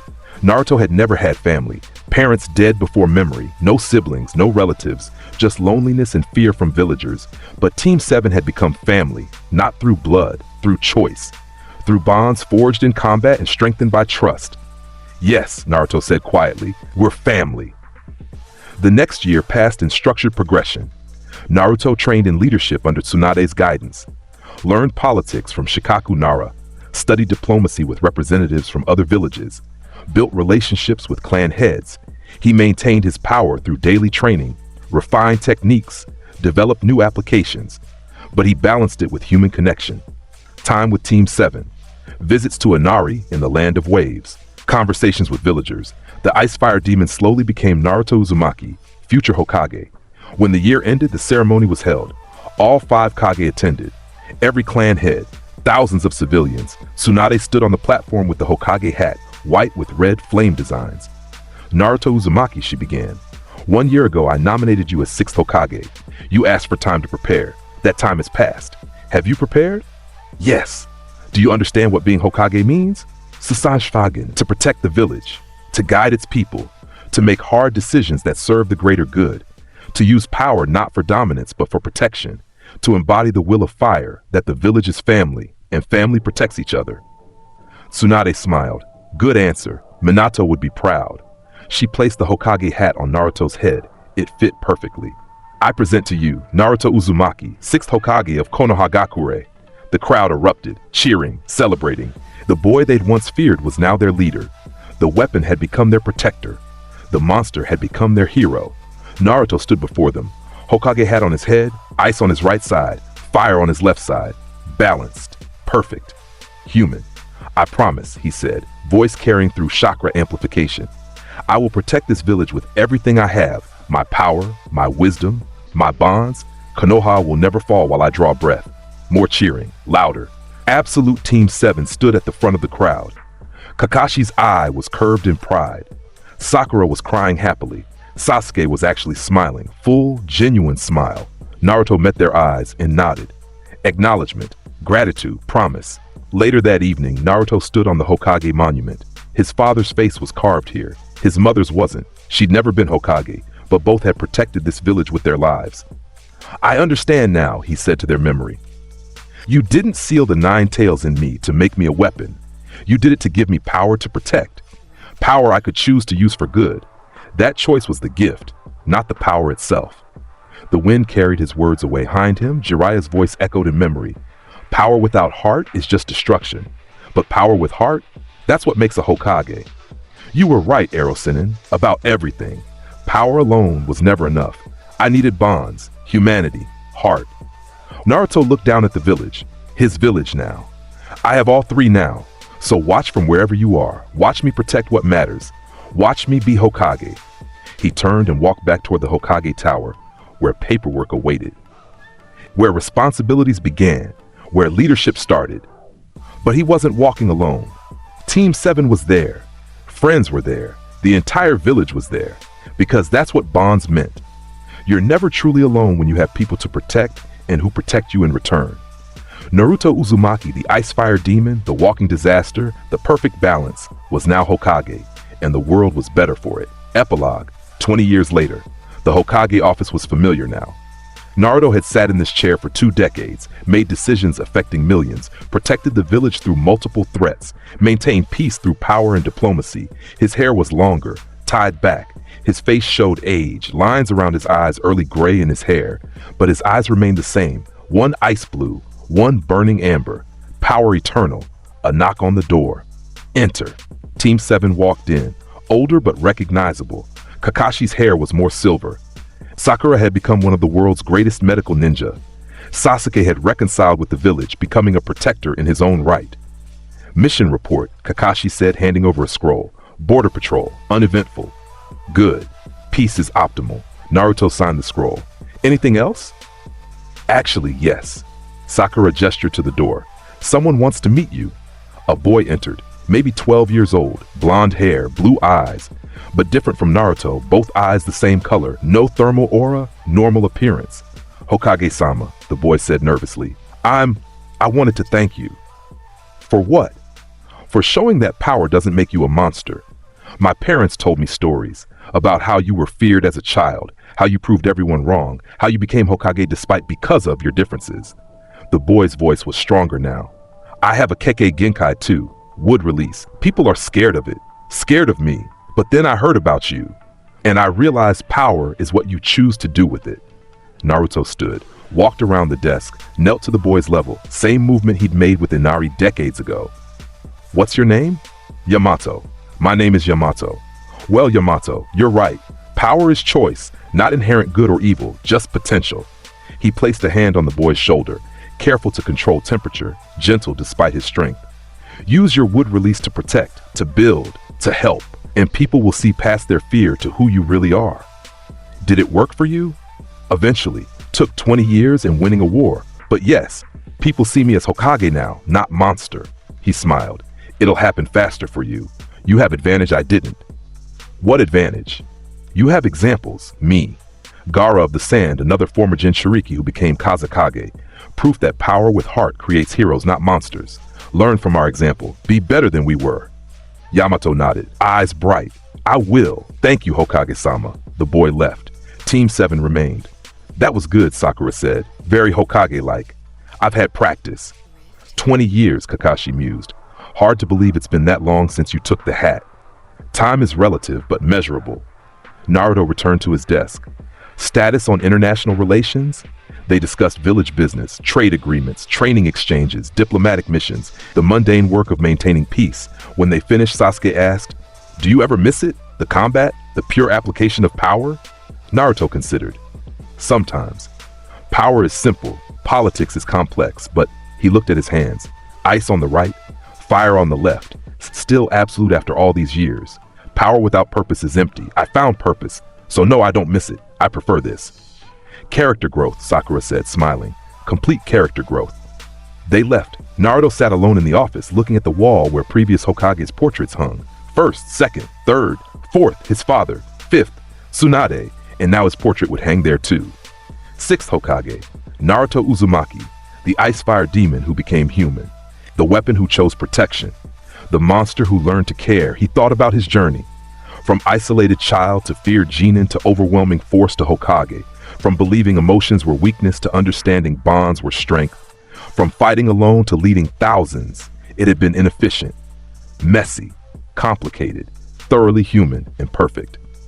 I did it, he said quietly to his father's portrait. I became Hokage, protected the village, maintained peace, used power for good, proved that weapons can choose to be human. The portrait didn't answer, but Naruto felt something, warmth that had nothing to do with his left side. Pride, satisfaction, peace. He returned to his paperwork, because that's what Hokages did. Not just fight wars, but maintain peace through daily unglamorous work. And Naruto Uzumaki, the walking natural disaster, the perfect thermal balance, the ice-fire demon, was perfectly content with that. Outside, the village thrived. Children played, merchants traded, ninja trained. Life continued in the peace he'd helped create and maintained. The sun set over Konoha, painting the sky in oranges and blues. Fire and ice balanced perfectly, just like Naruto himself. And that made all the difference. The end. And that's how you rewrite Naruto without making him a punching bag for 300 episodes. If you want the next one, smash that subscribe button like Naruto just hit you with prominence burn. Drop a comment telling me who you want him to violate next. I'll catch you in the next one. Peace.